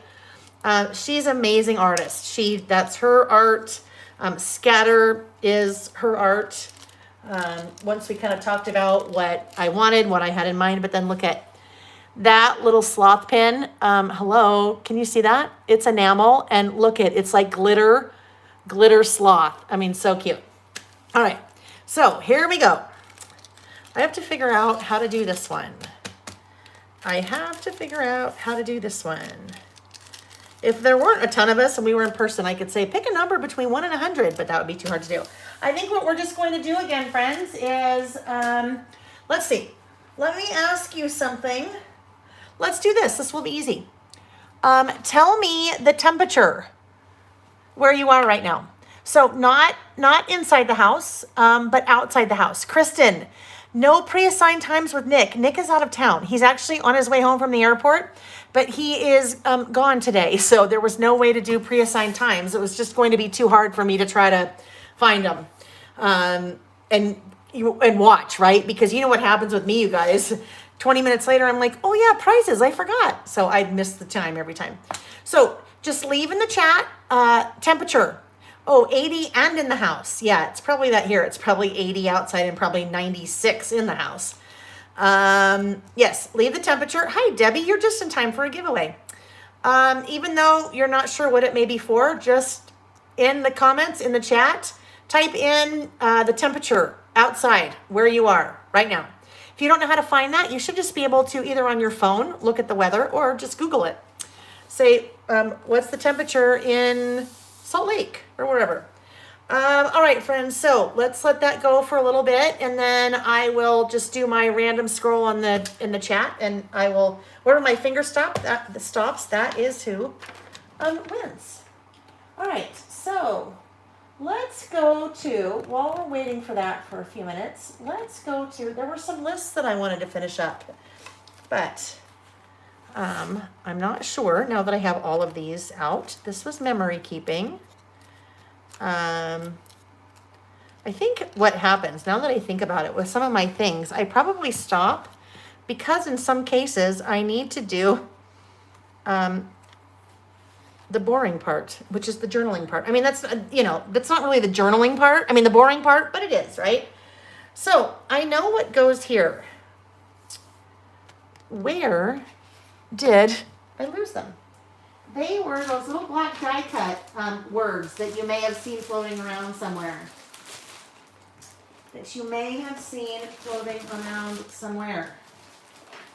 Of course. Now, where would they be?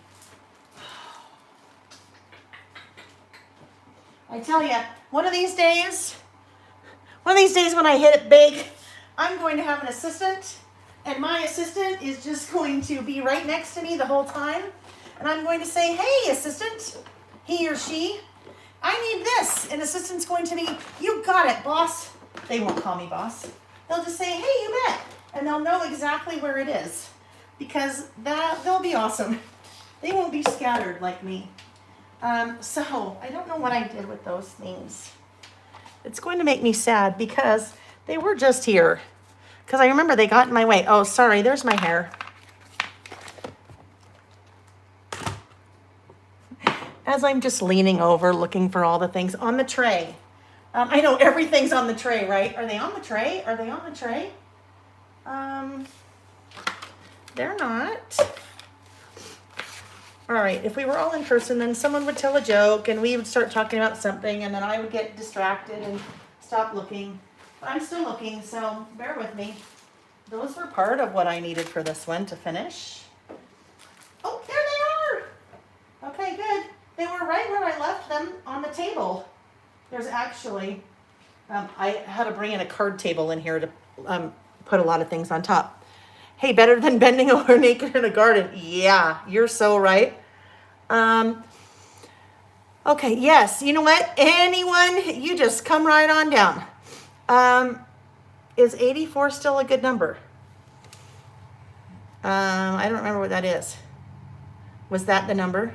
Was that the temperature? All right. I wasn't looking for a particular temperature. This is what I'm going to do. Stardust love. Hopefully you're like, wow, as in like, oh my gosh, wow, you're a hot mess. I am hot right now. Okay. It's just, we've been doing this for a long time and things get a little goofy at this point. All right. So I am going to scroll up in the comments and I'm going to stop right there. Okay. You're not going to believe this. I promise you, I promise. If you could see, if I did a screenshot right where that stopped, honest to God, it stopped at Karen Haynes. And Karen, it stopped at your comment that said having hope. So, Karen Haynes, you win the Andy Stamp prize pack. All right, so Karen is, where did we go? You are, hold on, I'm just looking at my list here. Where did I write that down? We'll just write it down here.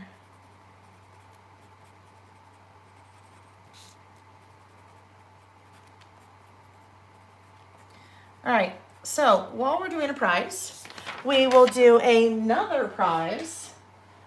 All right, so you guys, I'm going to give you 5 words. Every day, spring, summer, Christmas, travel. Which one of those words is most appealing to you? Spring, summer, every day, Christmas, travel. Spring, summer, every day, Christmas, travel. Spring, summer, everyday Christmas travel. Spring, summer, every day. I'm just looking to see spring, summer, everyday Christmas travel. This has to do with one of our giveaways that I'm going to do right now.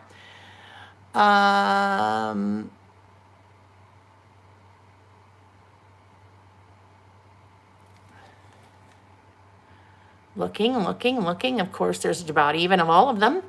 All right. I'm going to do...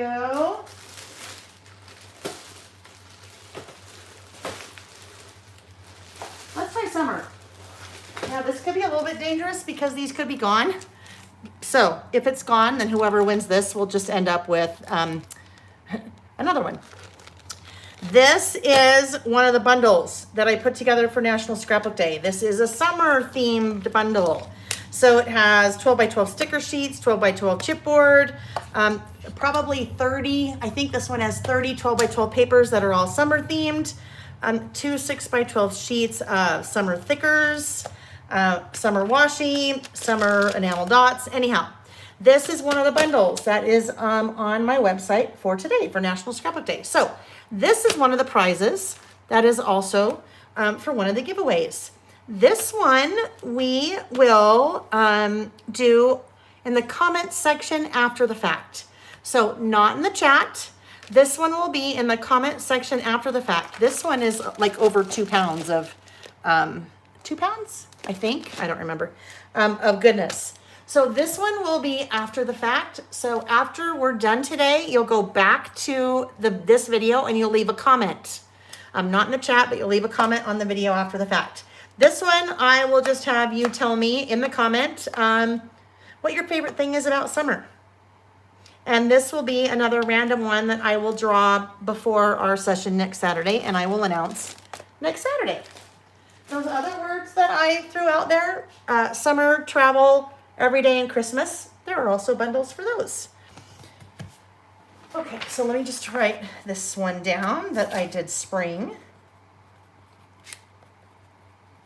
And that is in the comments section, not live. All right, so it is 5:12, so we have about 45 more minutes. I'm going to take another sip of, a sip of lemonade. I was going to say Washi. I don't know where that came from.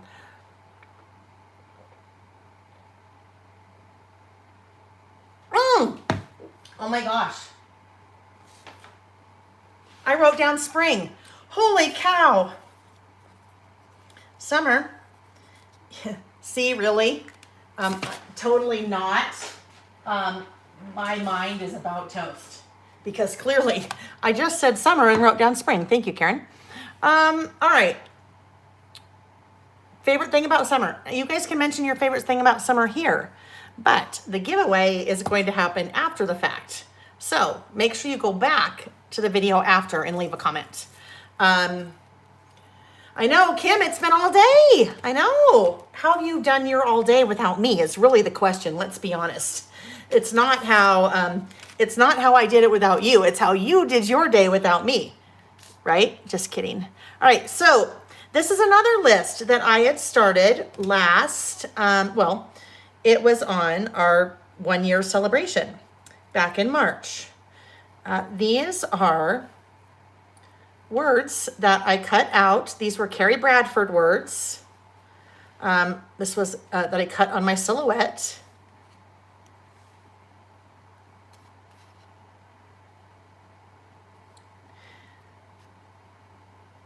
What you focus, hold on. Let's see if we can remember what this said. I think it says what you focus on gives you joy. Was it this one? Was it going here? Lordy.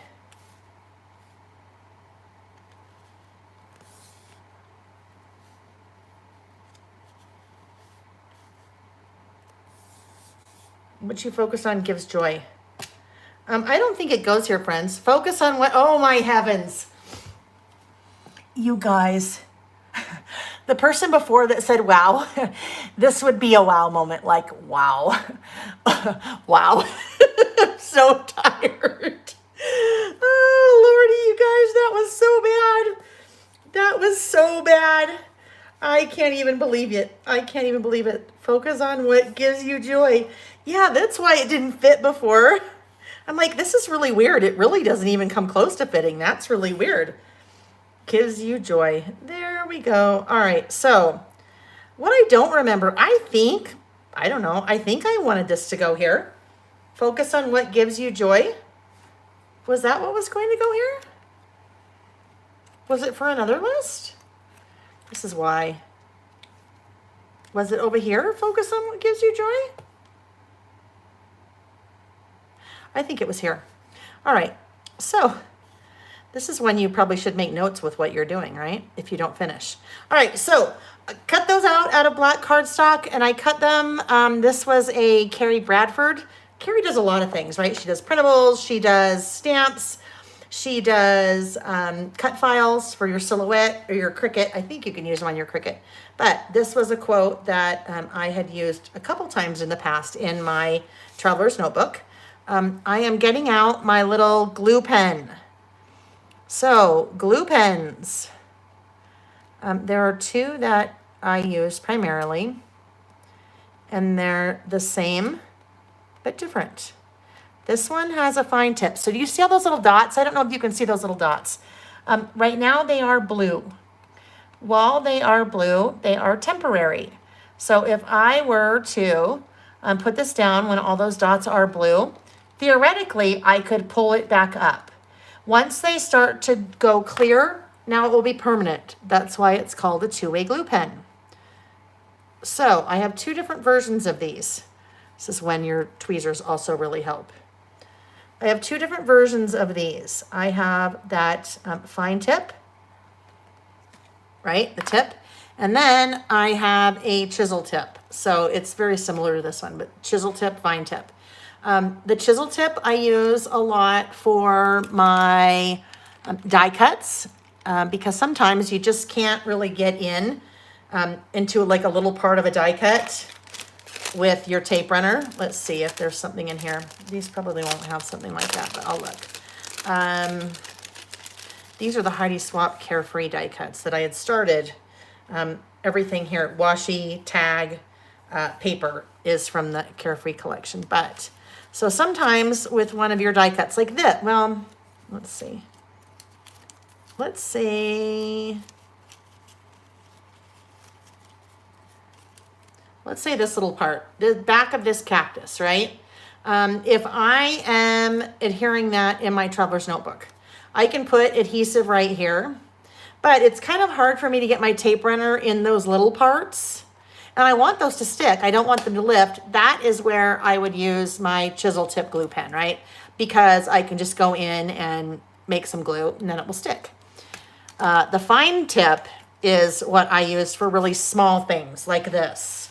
So if you are working with any small pieces, whoopsie, that you need to adhere, having a fine tip little glue pen like that is pretty handy dandy. Because I don't know how you get that to stick if you don't have something like this. It would be impossible. Unless you put it through like a Xyron or something and then you'd make a little sticker out of it. We'll let that dry for just a sec. And when I say dry, it's just turning clear. That's when it will be more permanent. It won't let me kind of move it around, pick it back up later if I need to. When it's blue, I can do that. But when it turns clear, then not. Oh, actually, I kind of need these two together.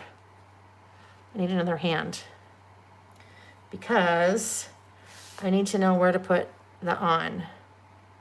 And actually, the on is probably fine right there. Let's just do it.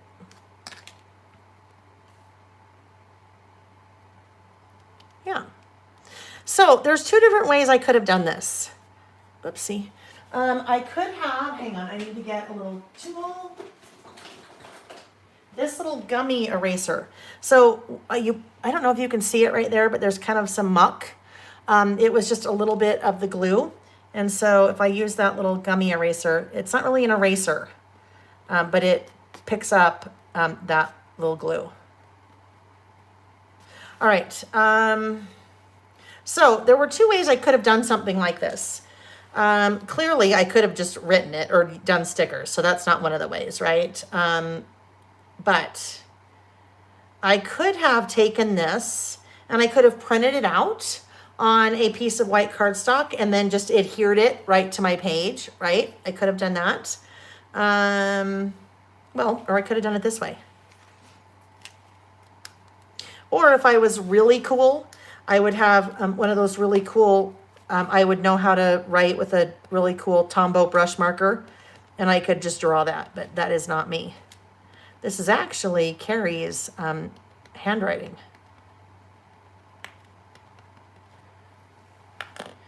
All right. I'm just going to go ahead and put it down. Focus on what gives. Right there. So, you know what? I mean, it's, oh, yeah, that wasn't very smart. I need to put something right here because that's going to lift. Eesh. Oh, I think I heard the garage. All right. So, what was I just saying? I don't know. That's funny, Kristen. I just saw that. Kristen's thinking earlier, migraines and hot flashes, nature's way to clearly tell our partners, I'm done procreating, back off. Back off. Yep, he's here. Hello. I'm so hot. I don't look at you. I know, right? You're smoking hot. Yeah, right. No, that's Hello, like, everyone. hi, honey. Nick said hi. Oh, hi. All right. Will you please turn on the air conditioner, honey? Yeah. Thank you. Yeah, that's all we say because I hot flash a lot. And I'm like, oh my gosh, Nick, I'm so hot. And he goes, I know, look at you. You're smoking hot. Yeah. Right. Thanks, honey. All right. So there we go. Getting there.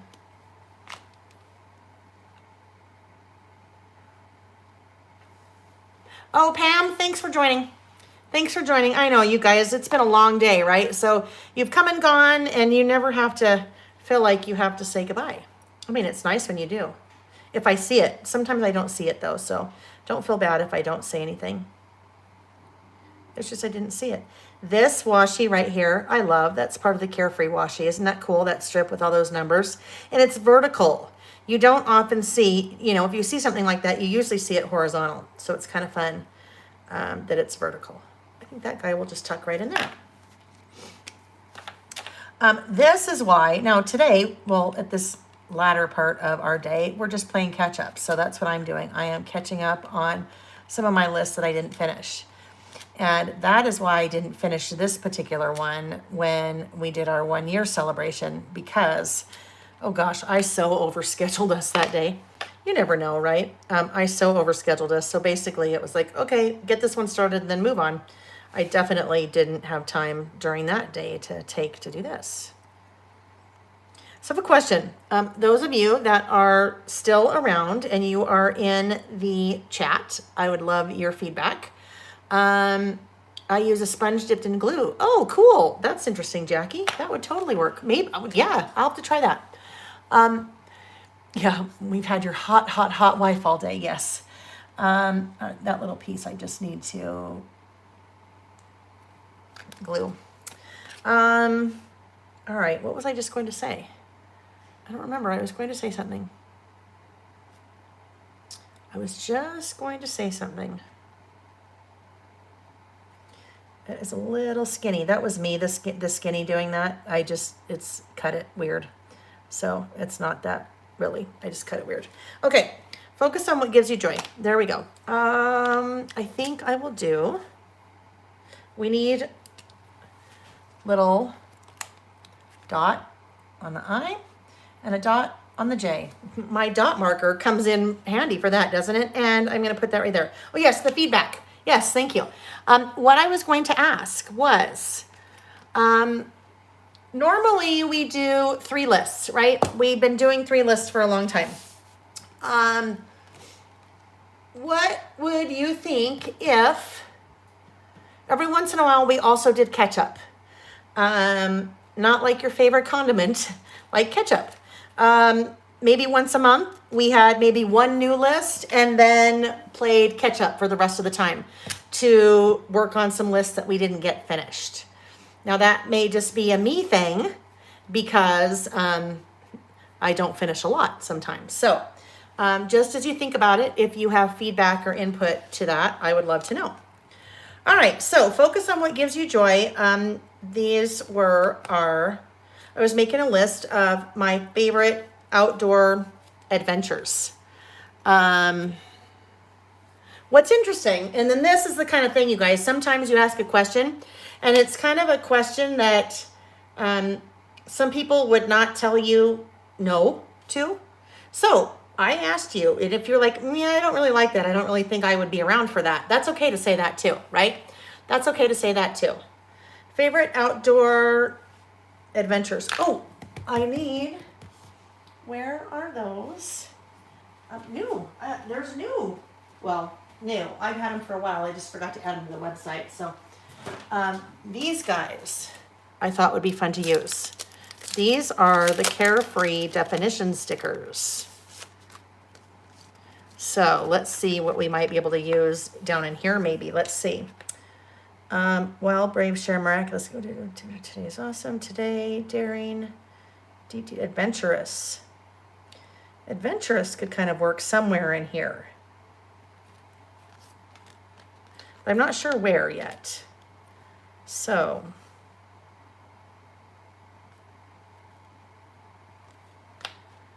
I don't think I want it here because we have two things in the corner. But this could actually go right down here. That'd be kind of fun right there. Adventurous. Let's add that right there. Where are those stickers that go with this collection? Let me see if those are handy dandy.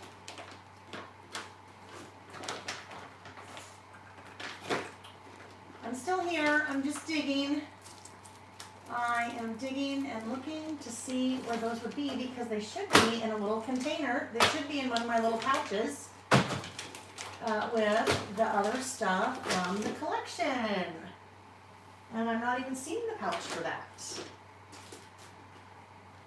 Oh, heavens to Betsy. Okay.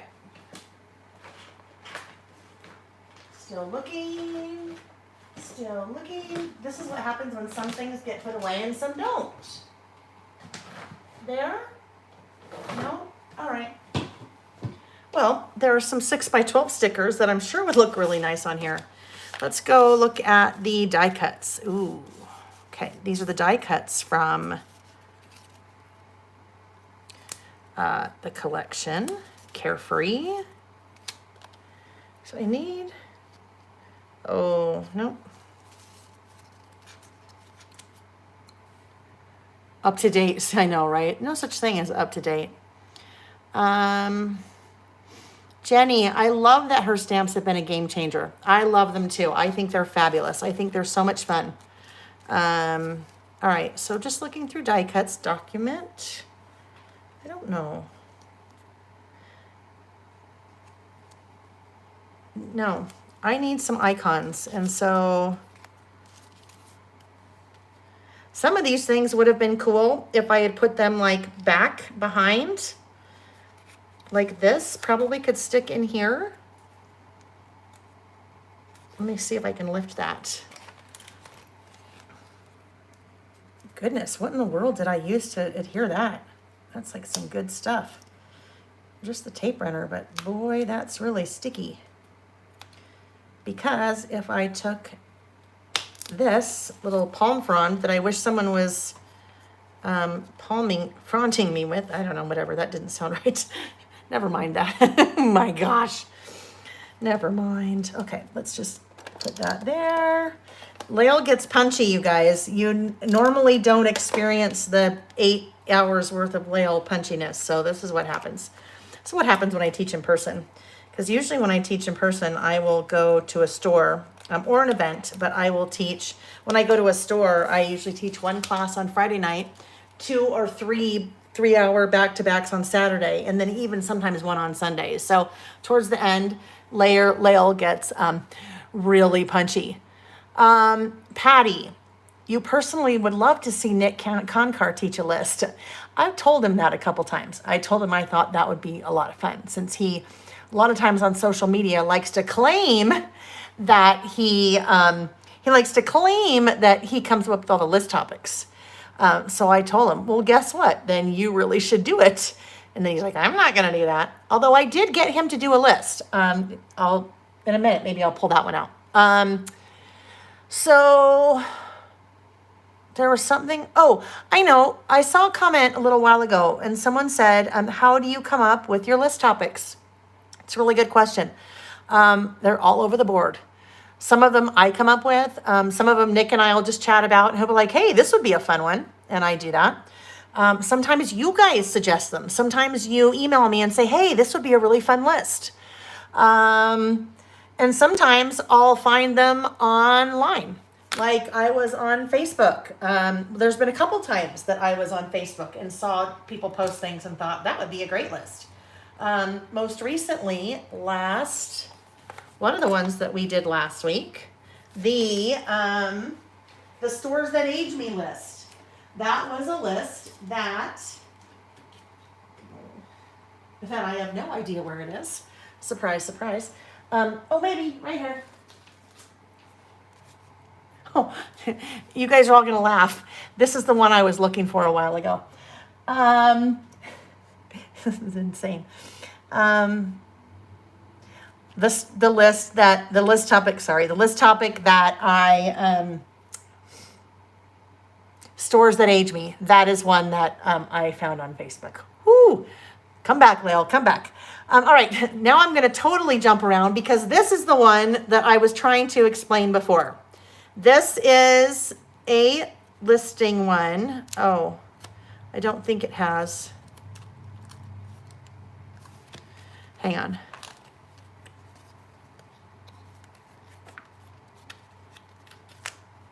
Okay, so this was an example of a tip-in that we did, jumping around, where we made a little pocket and then we tipped it in. So this was a really fun list that we did, our favorite Halloween candy. And I just went to Google. These are not real wrappers. They just play one on TV. Oh, golly. Not real wrappers. Went to Google, found the wrappers, photos of the wrappers, saved them, and then printed them out like they were photos. So then I put those little guys in the pocket. So that is another example of a tip-in, but, oh, please. Oh, yes, here it is. This is the example I was talking about where I tipped in a transparency. So this was a printable from In a Creative Bubble. I printed it on a transparency. I thought, you know what if we print on transparency? I'd like to see if that will work or not. Now, what I don't know, I have a very hefty industrial, like office strength printer here that I actually lease because I use it to print all the instructions for my kits. So I believe it is a laser. It's a laser and not an inkjet. And so I know it works on a laser. Don't know if it's worked on an inkjet. I haven't tried it. So I just have to say that. I have printed this on a transparency of, I'm using a laser printer. But that was kind of a fun thing because then you get that really fun see-through effect. I haven't printed on top of the photo, but it just tips in right there. All right. So sorry that now I'm all over the board because it's what it is. Okay, so back to this one. I think someone asked what list this was. This was favorite outdoor adventures. I'm still not convinced that this is what I intended to go here originally. I mean, it totally works. And no, Patty, absolutely it is not weird that you can follow my train of thought. I love that you can follow that. A laugh track. Yes. Okay. D. Okay, Stardust Love said you could do it on inkjet. So there you go. You should be able to do it on inkjet. What concert can you see for 45 cents? 50 cents with Nickelback. Oh my gosh. That's like the type of humor where we are right now, isn't it? Okay, so for some reason, I didn't write adventures here, which probably leads me to believe I was going to put something else there, but I don't remember now. It's been too long. So favorite outdoor Adventures. This list, so I had a number of different sponsors, list sponsors, when we did our big 52-week celebration. This list was from Carrie, this topic, kind of favorite outdoor adventures. So this helps there, right? Doesn't that help, you guys think? It just kind of helped to fill in a little bit of that area. But now I also need something here. And because I didn't really plan this the right way, I should have been layering. I should have put the like bottom layers on first, like put this on first and maybe something else over here, but I did not do that. So that's all right. Let's see what else we have. Oh, here comes the fun. That's kind of fun, isn't it? But that won't really go anywhere because now you can tell I'm just like looking for things to stick down because it's not very cohesive, right? Like that would be weird there because it just looks like I stick it there. Wander far, stick it there. Looks like I stuck it there. All right. Wander far and wide. So that fills the space, but it doesn't really work for me because now I have handwriting and then handwriting, so it doesn't fill. These are the date. Yeah, no, that doesn't really fill either. So I'm going to have to figure out something to go there. But that's probably not going to happen today because my brain is kind of fried. And that's what happens. Weird things happen when I start to get really tired. And that's not bad there. The only thing is that doesn't give me much room to write. So what if we tried this? If I peel that sticker back up very gently, oh so gently, and what if this little rainbow went here and this came more down towards the bottom of the page?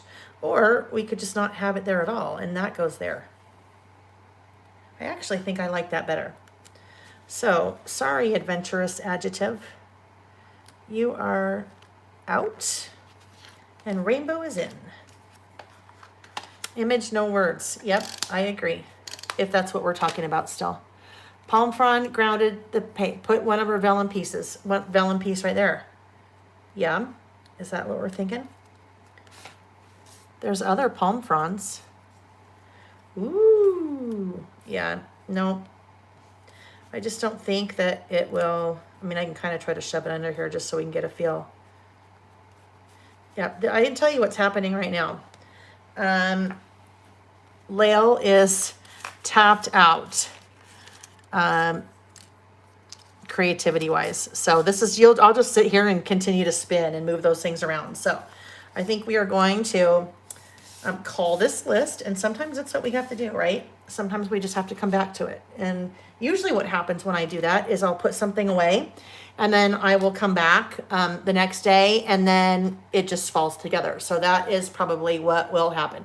I'll have to jump in the pool. Oh, Kelly, that is exactly what I need. But there's no pool. Don't like it over the lettering. I know, right? See, that's the whole thing. It would have to like be tucked under and it's just, yeah, it's just not working. Okay, guys, so we have, I don't know, about, let's just say 15 minutes left. So let's do this. I'm going to turn off the lights.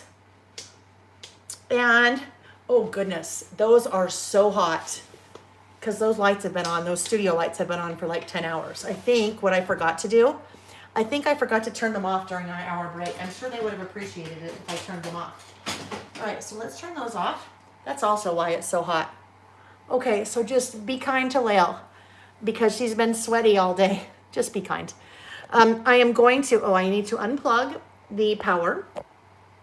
Sorry for the shake. And I am going to rotate us, okay? So I'm rotating, hang tight. We are turning in 3, 2, 1. Oh, what did I do? Okay. Oh yeah, woo. Okay, the other thing that we have to do now is I have to tilt the blinds because it is super bright in here and it casts this really weird light on me that, so you can still see. Woo! Yeah, it's all right. So you can see all the, yeah, anyhow. Yes, my mind, whee! That's what's happening to my head. The camera's not only spinning, Lael is spinning. Okay, guys, so let's chat. What do we want to chat about for the next little while? For the last, I don't know, 15 minutes or so. You've created a Discord for us. What is that? You like Da, da, da. Oh, it's cute. This one, yeah, it's cute. It's from Vicky. Oh, my mind. I tell you what. And the sleeves, yeah, the Batwing bell sleeves. Okay, guys. So I think let me just check my giveaway list as we start to wind down because I think we still have a few more giveaways. Okay. Yes, favorite outdoor adventures. That's what that was. It just said favorite outdoor. It's my favorite outdoor furniture. Punchy Lael. Okay, so I think that I know I for sure have one more.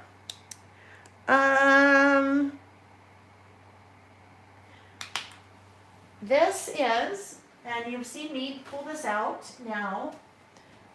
Several different, oh, hang on.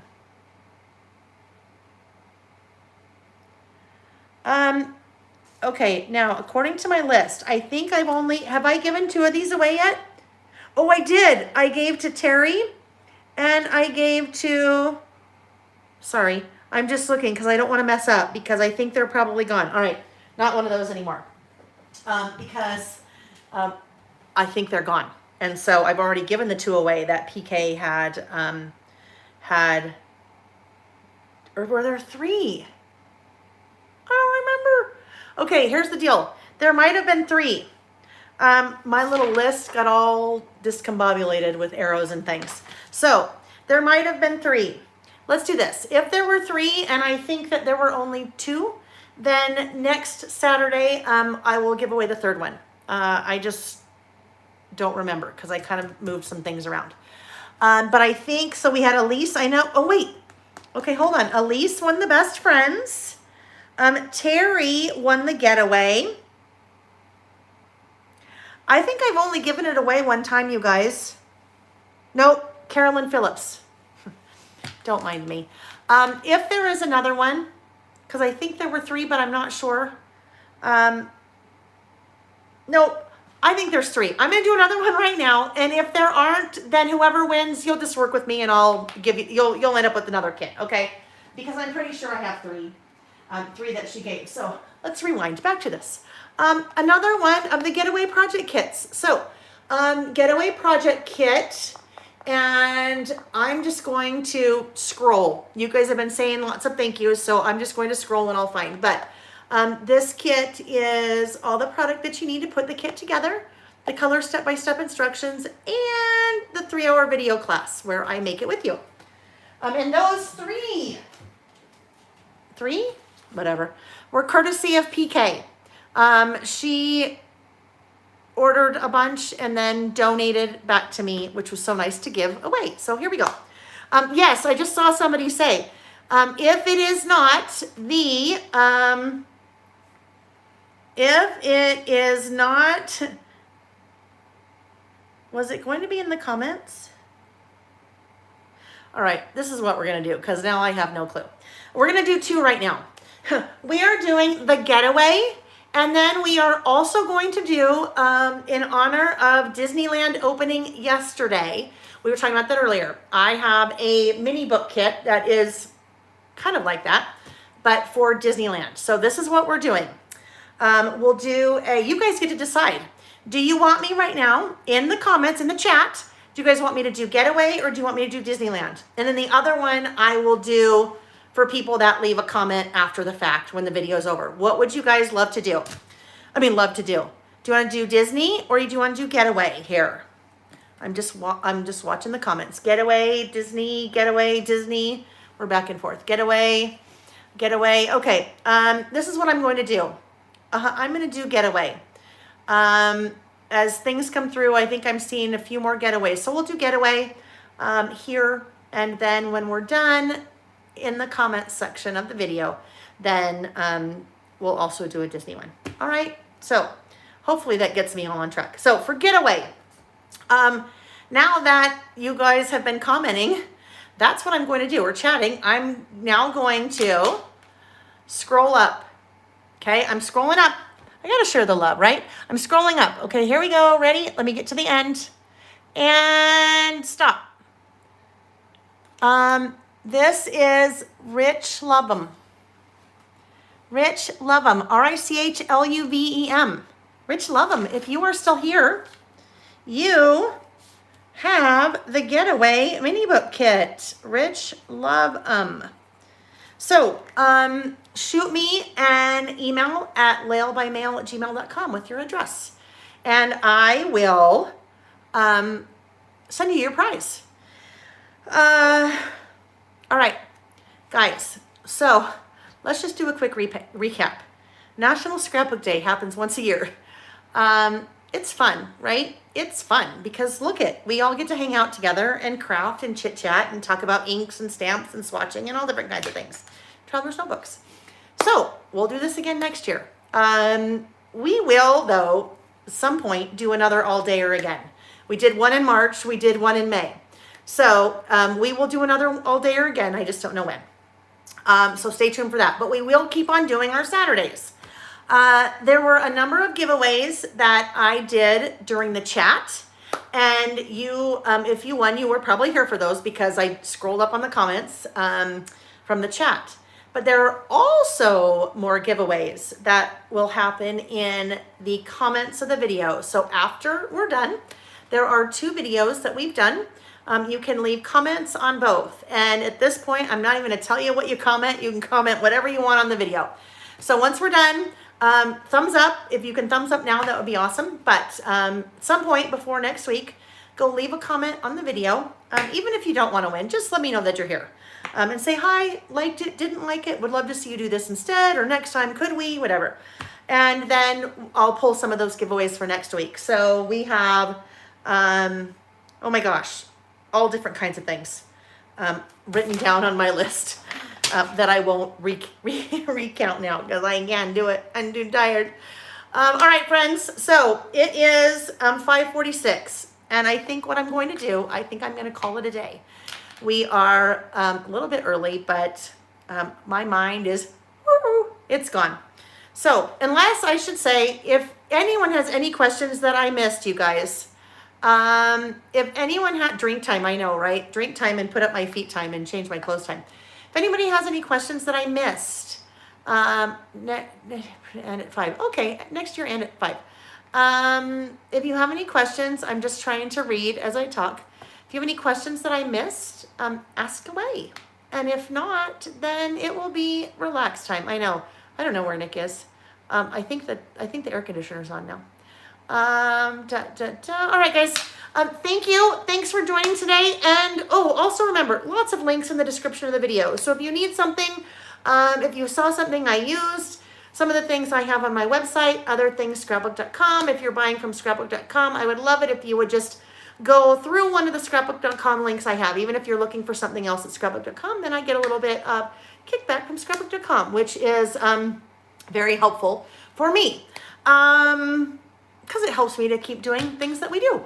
I don't even know. I was going to say something else, guys, but I don't even know. Yes, Jackie, lots of National Scrapbook Day sales going on. So me too. I told you in between I bought Carrie's new release of stamps. So yes, go sit in the car in the air conditioning. That's what I need to do. All right, friends, have a wonderful rest of your week. And actually, I think I'll be seeing some of you next week for is it the Getaway class? I think the Getaway class is, I think, coming up next week. And then the week after that is the Best Friends class. So if I don't see you some point this week, I know, Facebook group. Remember, if you're not part of the Facebook group, come join the Lail by Mail Facebook group because lots of fun things going on there. And I love it when you share your lists there. So if you're listing, share in the Lail by Mail Facebook group. Also linked in the description of the video. You can tell I have a hard time stopping talking, huh? Right? I'm just chit chat. All right, friends. I'm out. Thank you for a wonderful day and just letting me hang out and craft with you guys because I love that. I love that we can all get together and just, do you list live if you are teaching? Kristen, do I list live if I am teaching? Will you explain that a little bit more? You mean if I am like somewhere teaching, do I list live? Like if I'm at an event teaching, do I also do this? I think that's what you meant. Will you let me know? And I'm not sure. Here's the thing. You may not be live with me. You could actually be asking that question in the chat because the chat's live, but you could be asking that a couple of hours ago. So you may be behind me. Let's do this. When you get to this point and I am not asking your question because I need a little bit more detail, shoot me an email and ask, and we'll go from there.